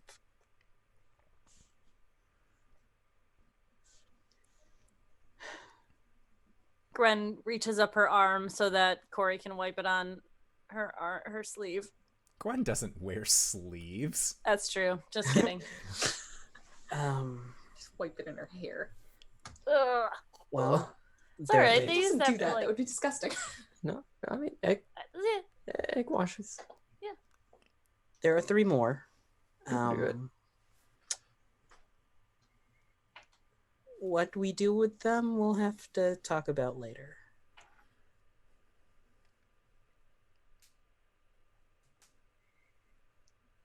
You don't you mean we're gonna try to like destroy them, right?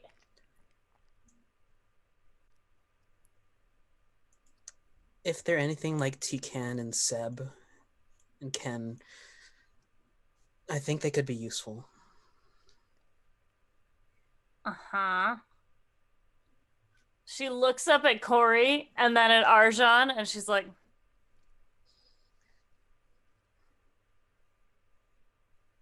Yes. For you audiocast listeners, there was useful. a Oh, sorry. series of glances. I think it's Yeah. Caelum's decision. right. Caelum, when you do these things, the way it affects us and me personally is it hurts me to see you in pain. And I really want you to be safe. So when you overcharge spells, I feel like you're hurting yourself, which hurts me on the inside. And I don't want to see you like you were before in the snow. Sorry. Pat forgets the slime on hand. I'm just saying, I want you to be careful, man. Noted. I'll do my best to not cause myself any more pain to hurt you. Thanks. Does anyone not else gonna- have anything that they would like to say?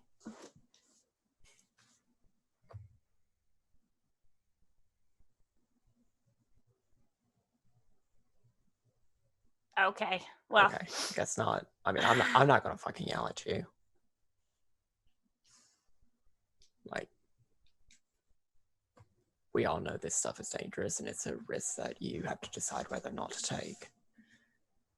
But now that you're a little bit more informed on what it's doing to your body, I don't know, make better decisions, I guess. It's not going to stop me. What? Okay, that's concerning. all right, where's my belt? What? Oh, hey, listen, if the situation calls for it and it's a dire strait, I will overcharge. it seems like all of our situations are an overcharged situation. Because we almost always die. Indoor question. Yes. How much about the Raven Queen and the Sundering do I know? Make a history check. I feel like I've made this check before. Meta knowledge that we've had for so long, is this finally going to cross the barrier into player knowledge or character knowledge? How much? 8. 8. I don't know Nope. this shit. I don't know this shit. Your I don't have enough to say what I want to say. your general knowledge of the Sundering, the Raven Queen, because you have a decent understanding of the Raven Queen at this point. I would say that. I think I know more about the Sundering just based off of the dragons and the giants. Yeah. So I would say, like, you have enough base knowledge, but as far as, like, super finite details, maybe not so much. Would I have enough connection to make with Caelum's abilities and the Raven Queen's part? Oh, in for the fucking Sundering? sure. Yeah. 110%. Okay. Yep. That has been discussed in party before, so you are more than welcome to.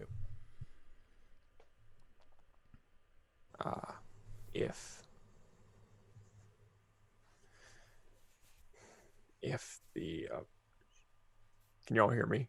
Okay, Yeah. cool. If the effects of this are dire enough to repeat what the Raven Queen has done, would you still take that chance?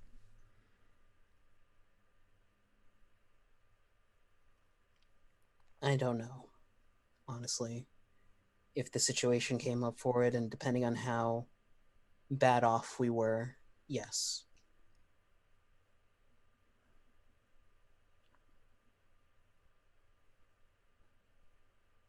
I am going to punch Caelum. Make an attack He's roll. not wearing his armor. He's shirtless. I have a 9, so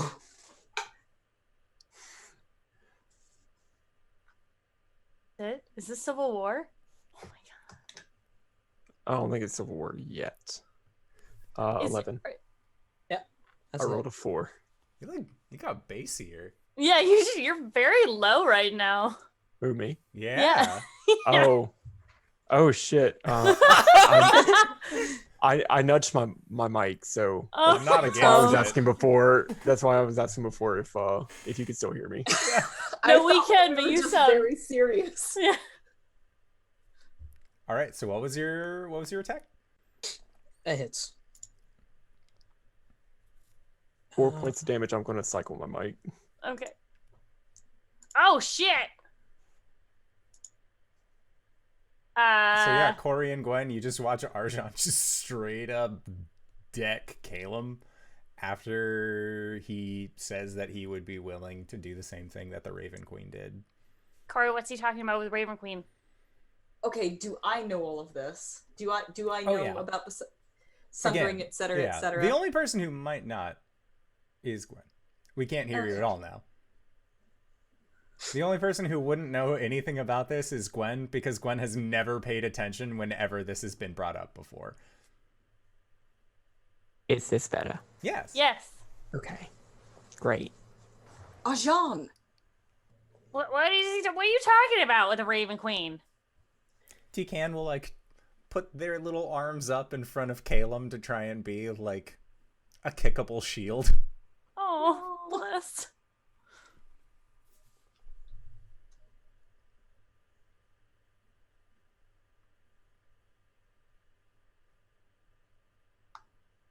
We've learned a lot about this.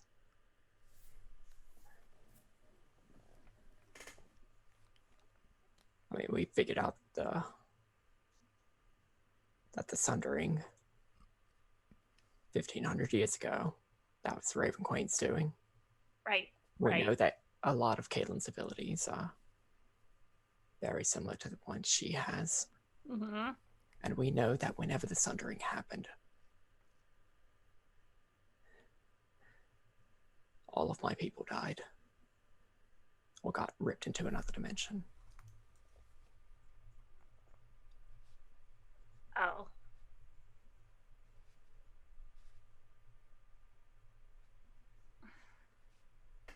I'll save this asshole who we're about to save.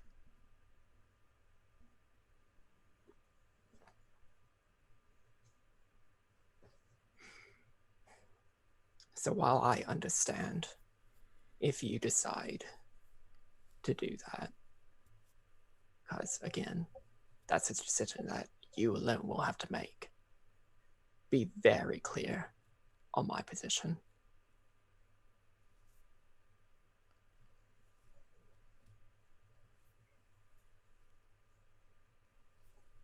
And I'll walk away. As he's walking away, Caelum, the punch had like knocked Caelum's head to the side. He looks up, and you can see that dark energy that whenever he uses his grave cleric ability, start pooling in his eyes, but he'll just start rubbing them and walk the opposite direction. Tikan follows. And you see they like do like a little like feign kick towards Arjan's direction and then continue on after. Okay.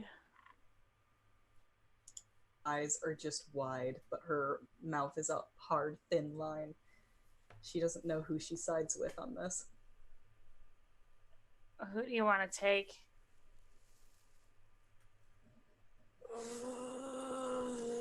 Caelum. Okay. Before you go to talk to Arjan, I should give you a little bit of history. Uh-huh. I give her a short, like, the shortest version of the sundering that... You do a dummy's guide to indoor sundering for Gwen. You need to understand that this is Coriander giving a history lesson to Gwen. Okay. So... Gwen, make an intelligence check. Cori, make a history check. Can I make it an advantage because I'm actually really trying to pay attention to what's happening? Yes. Hey, I have a question. What's the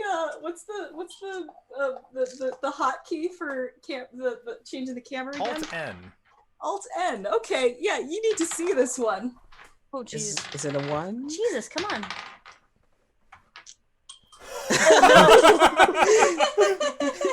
Stay dumb, Cori. Stay dumb, Cori. I got a 15. All right, so Gwen, you will be able to easily process all of the information that Cori is able to give you. Cori, yeah. So there was a thing that happened a while ago, and a lot of people weren't happy about it, but there were other people who thought that there was a good reason for that. And I think that Arjan is unhappy about the thing that happened, and Caelum is also involved in that. Have you got it? Yes. I think I know more about it than you do, but that's okay. Okay, just don't mention that thing, and you've got this. Yeah, do you have this? I certainly do. All right, just be gentle, okay? Okay. I know. Like, okay, really gentle. Like, just sit there until he talks to you. Don't probe him. Okay. Cool.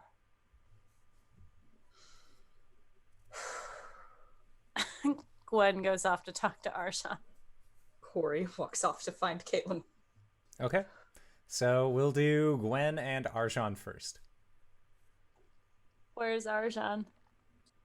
I don't know, back in his room. Soft knock low to the ground. I know. Yeah, it's open.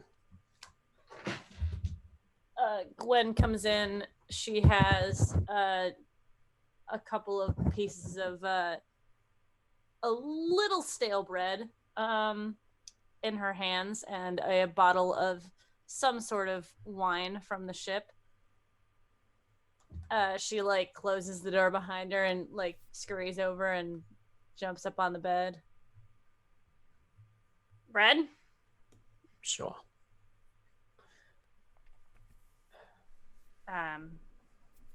That was a little intense. Yeah, I didn't realize they would come over me that fast.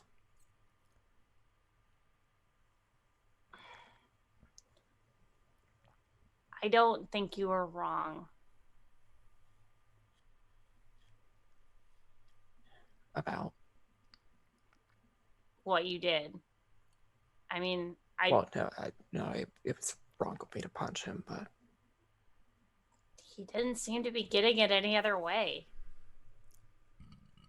Honestly, when you walked away, his eyes flared up like he was going to cast something on you, and my hand went for my axe.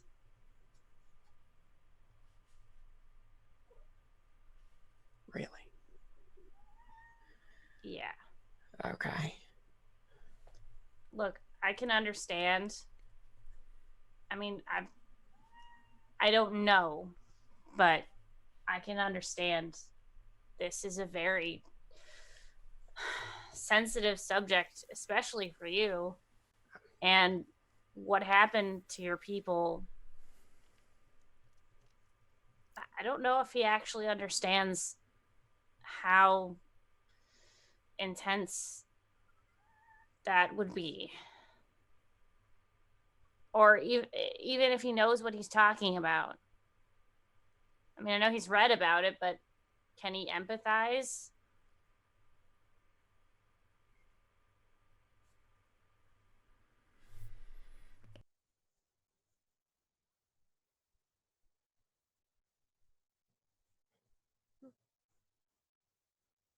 Gwen, do you know why?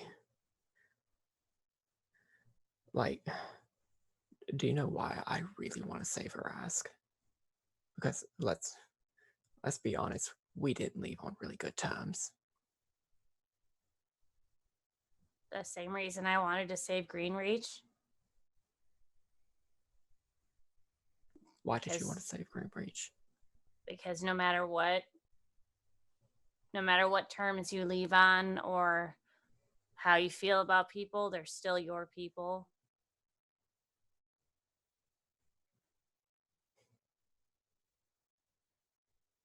I don't think that's it. Like, sure, we are connected in some way that's honestly not great.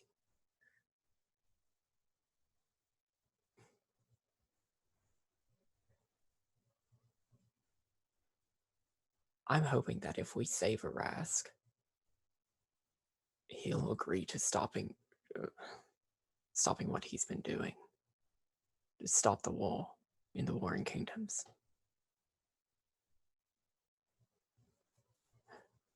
I have to admit, I have very limited experience in this, but of the two metallic dragons that we know about, one of them has admitted to funding various sides of the war to keep it going on, literally since the Sundering. And the other one sentenced so many people to die so that they could, I don't know, build a door or something to go into the elemental chaos. So honestly, I could give 2 fucks about what happens to the rest of my people.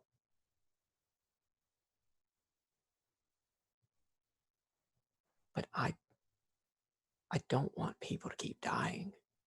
I don't want there to be another genocide.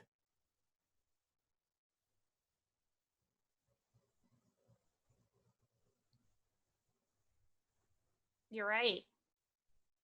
There's been a lot. I mean, I can't even begin to understand what's going on down there, but I've heard about war and I've seen enough of it that, I mean, as much as I want to fuck shit up and hurt people, I mean, people that deserve it, I don't. In war, a lot of people get hurt that aren't even involved. And I think if we can convince or ask to stop, I think that's a good thing.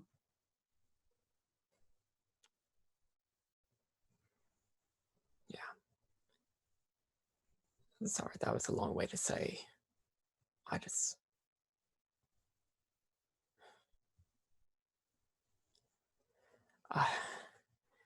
it seems like I've just been encountering so many people who just don't care about the amount of destruction they can cause.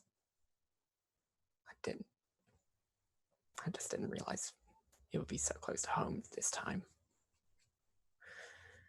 But anyway, can you pass me the wine?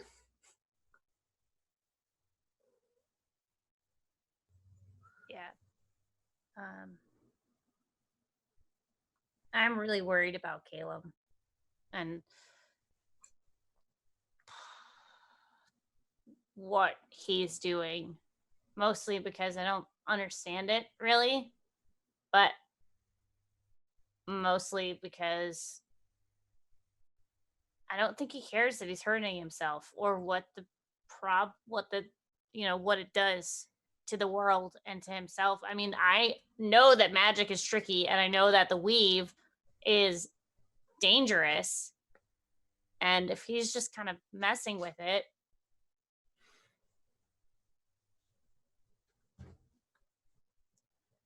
Yeah.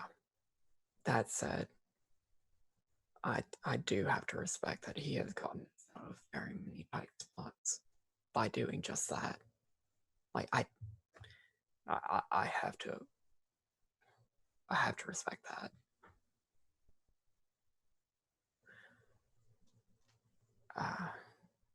It's just, this is messy. All of this is messy. Yeah, that's kind of us, though.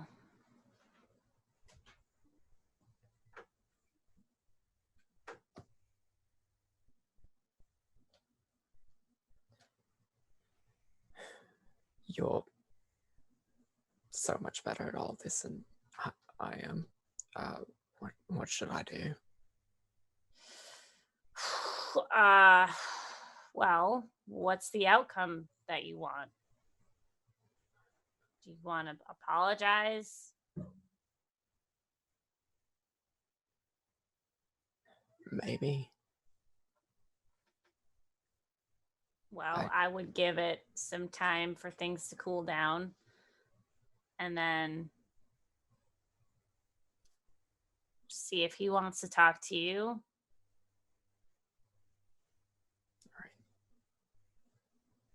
All right. Okay, I'll give it a few hours. Yeah. But okay. But before bed. Never go to bed angry. Right. I guess we're infiltrating tomorrow then. Yeah, I think that was the plan. Cool. All right. You want to sit here and drink for a little while? Yeah. I am acting kitten. We sit here and drink for a while. So you've been talking to a lot of people on the ship who's caught your interest. Well, the Minotaur, but I'm kind of concerned. Then we'll fade over.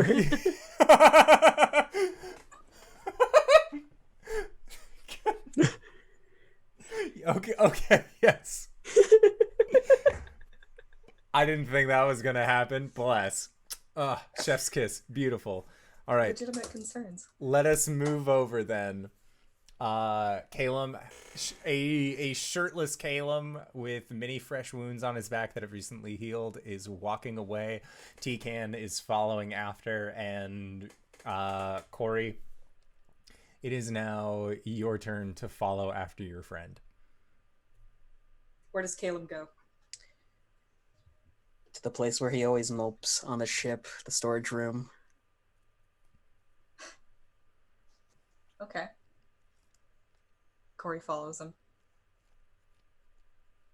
You know, at a small distance, to just kind of let him retreat to his spot first, and then she'll just kind of like stop in the doorway, and then just kind of knock on a crate a little bit.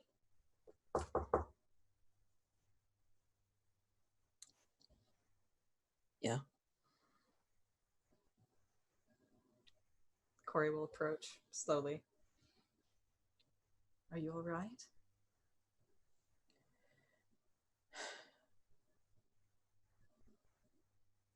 No, not really.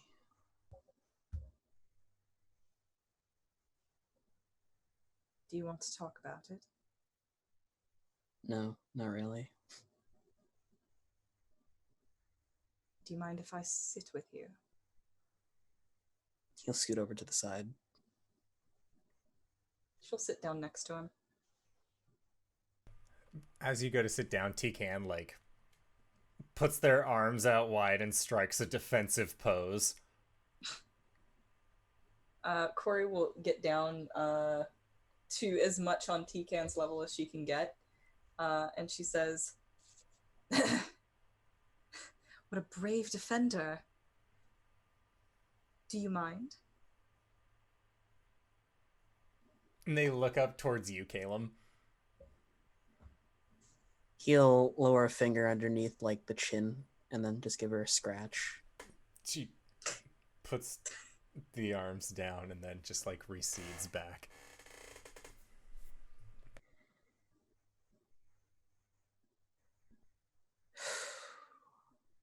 With her at your back, I'm going to be out of the job pretty soon.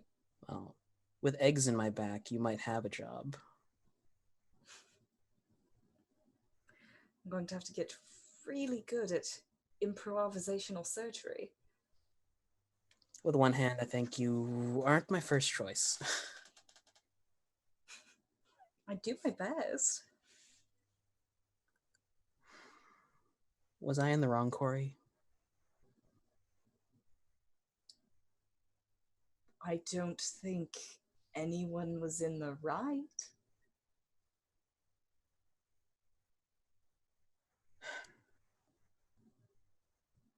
I'm slowly learning to use these powers properly. And if I'm not allowed to use them and we're in a situation where we do need them, if it isn't trained and it goes wild again, that's not something I want to happen to anyone. The last time we were in this crypt area, and I tried using my overcast while channeling a guiding bolt, and a lot of electricity sparked out, and some of it hit Gwen. I don't think I'd be able to live with myself if that kind of backlash were to hurt any of you guys again.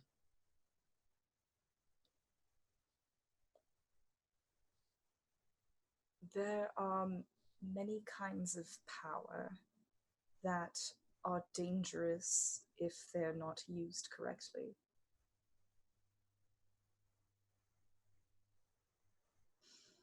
I just think that this would encourage you to find a way to make it safe. I haven't had a relapse in a while, like the backlash that normally happens. I think I'm getting the hang of it.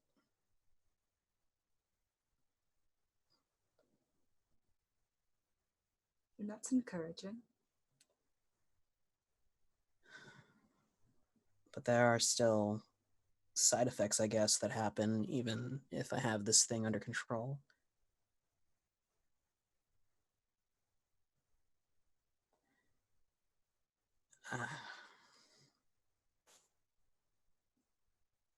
I didn't mean what I said to Arjan. I don't think I could start another sundering for our sakes.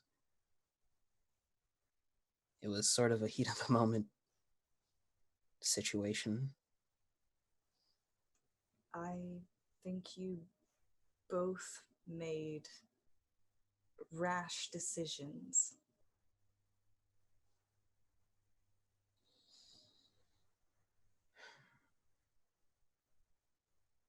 For a long time with this whole overcast thing, there was a bit of me that thought to myself that it's either you break or do the breaking. And with this power, I think I could start doing the breaking.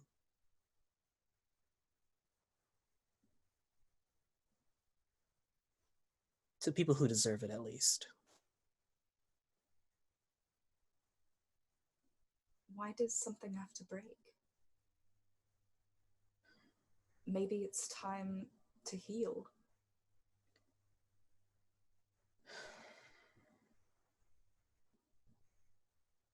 The situation that I can think of is, what if something doesn't want to heal? What if something just wants to fester and infect? What do we do then?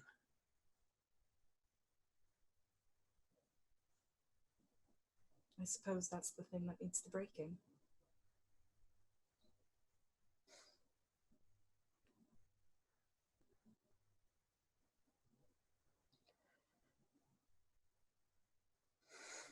I might want to talk to Arshan later. Probably for the best. But you have just had major surgery, and I'm going to have to insist that you rest. I've had worse. I'm sure you have, but we also have a very important mission ahead of us. So, as much as you can, I'll keep watch. I think I'd like to speak with Arjan, even if it's before bed. You don't go to bed angry. Okay. My summer side is a bit offended, but we will go together.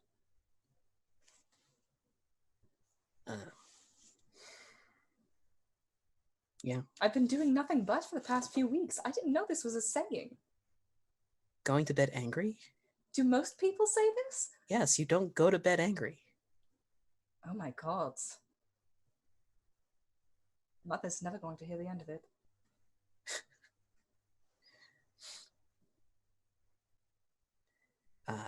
Jeez. That's gonna be a time. If we ever go to the Feywild, anyway. It'll be fine, I promise. First, you have to survive this encounter with a dragon. She pats him. It's not the encounter with the dragon we have to worry about. It's the floral, the proverbial thorn in the lion's paw. Oh, I wasn't talking about Arasthk. What? Oh. Do you want a shirt? Are you cold? No, not really, actually. Why? Is there something wrong? No, nothing. I'm just... Let's go.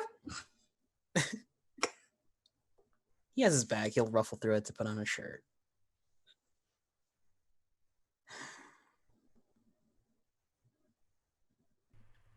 Okay.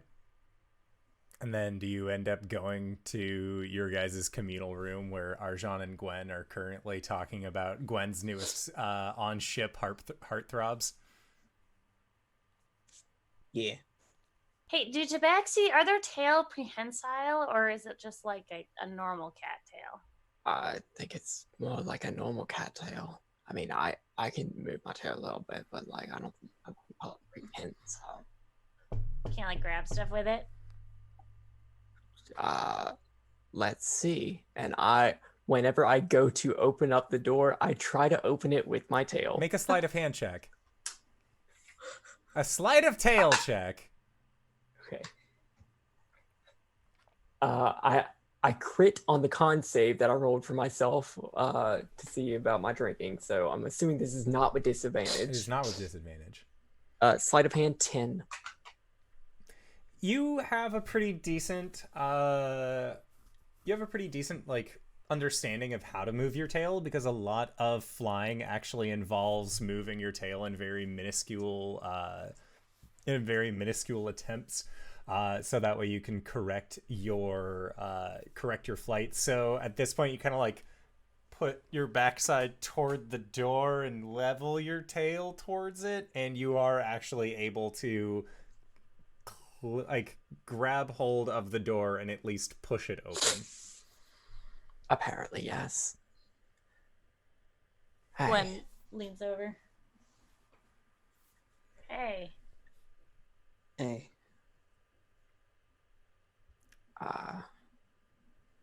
Tikan's hackles raise. I pocket her. do you wanna come in, sit? I don't. I'm sorry for punching you. It's fine. It's real. It is not fine that I punched you. I said some things in the heat of the moment that I wish I could take back.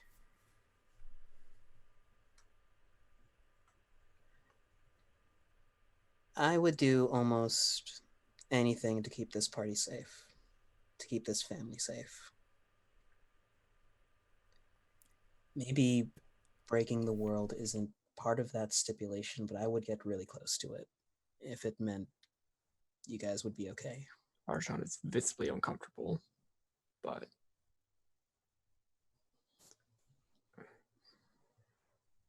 I mean, look, you've done a lot of really great things by pulling on this. Like, you snatching the weave, it's gotten us out of many, many, many tight spots, but just Caelum, I realize now that we're coming across a lot of people who don't care about the damage that they're causing. And if nothing else, I want us to be able to leave the world better than we found it. All of us. So,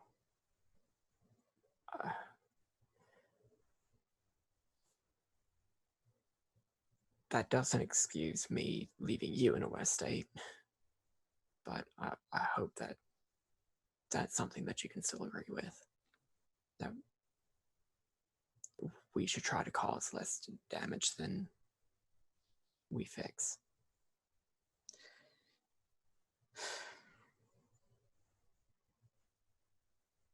Yeah. You're right. I'll keep that in mind. Though, we're probably going to be causing a lot of damage in the next couple of hours. Yeah, well, so are they. Fair. Arjan is going to, like, sort of open up. Like, I don't know if you're comfortable with it. He's like, hug maybe?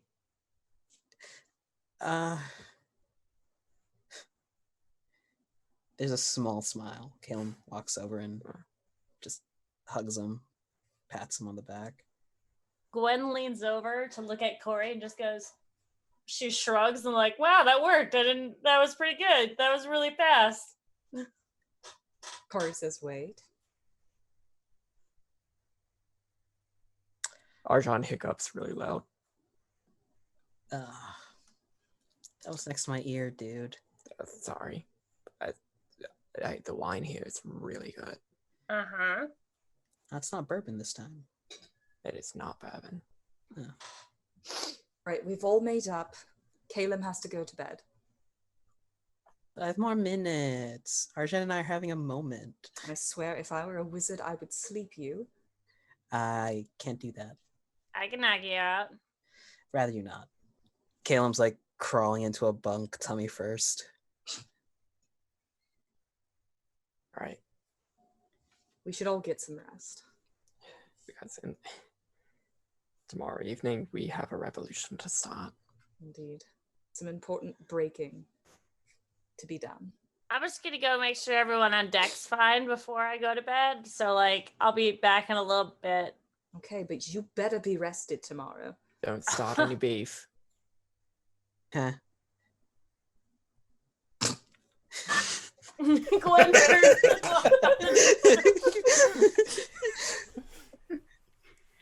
I imagine there's like this like brief pause with Gwen and Arjan looking at each other, just yep. Nope. Wouldn't dream of it.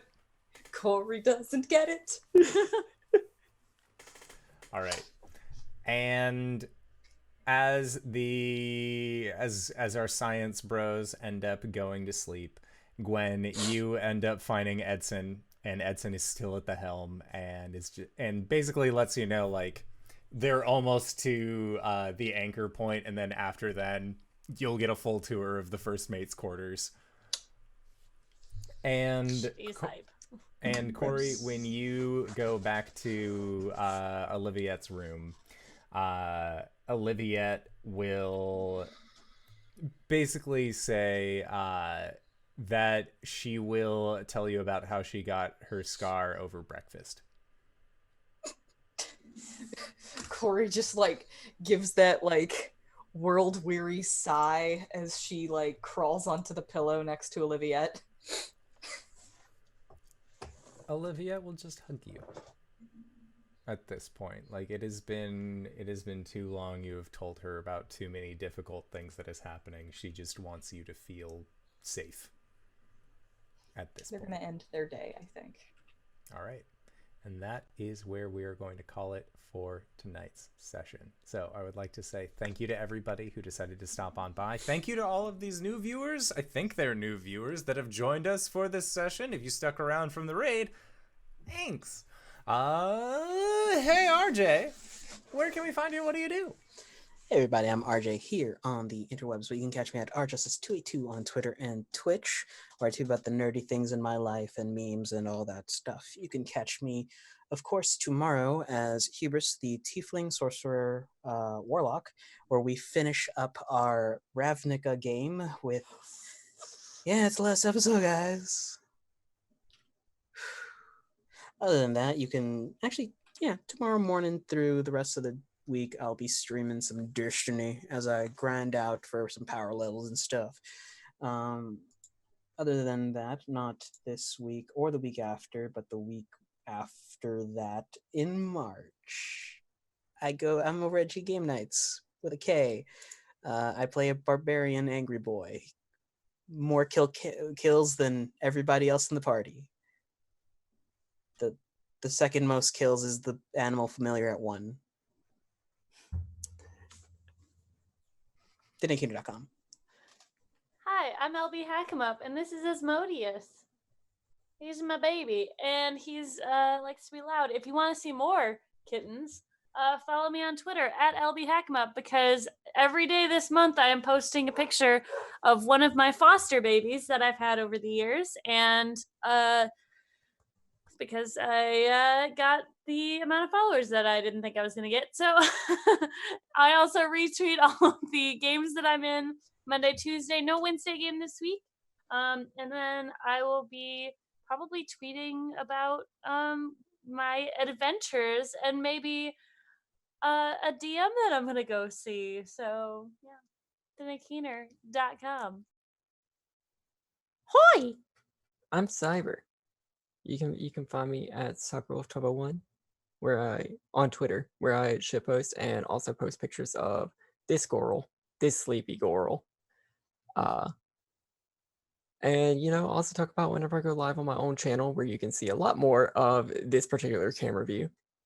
Cyberwolf1201, where I play video games real badly and talk about lore.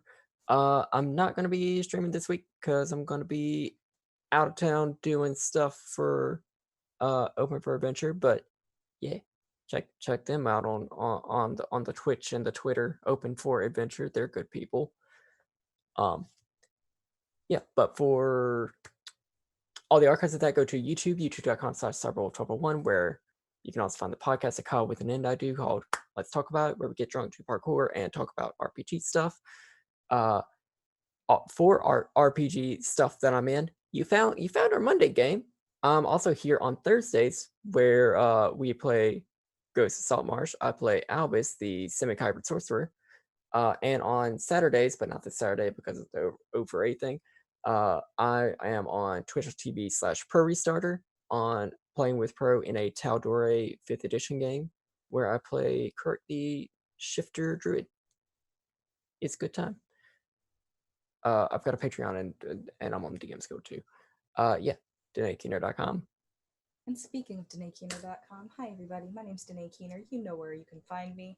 I do nerdy drawings mostly related to D&D and a lot of things on this channel. You can find me here on Mondays playing in our homebrew game, or tomorrow playing Ravnica, and sometimes on Wednesdays doing Monster Noir. DanaeKeener.com.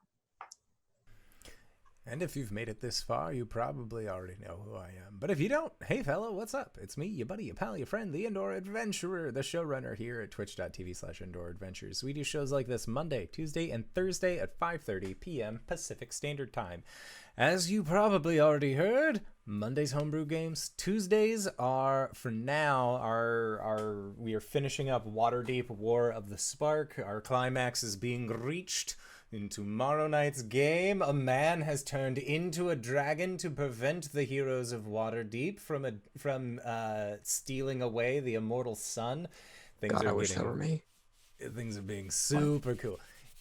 You'll get your time. No worries there. And then on Thursdays, of course, we have our Ghosts of Saltmarsh game. All of our VODs end up going to youtube.com/Indoor Adventures, and of course, all of our audio casts go to wherever you can find audio casts available for free. Right now, though, we are going to be going to our Patreon-supported after show called Nights in the Courtyard, where we answer questions not only from the community, but also from each other.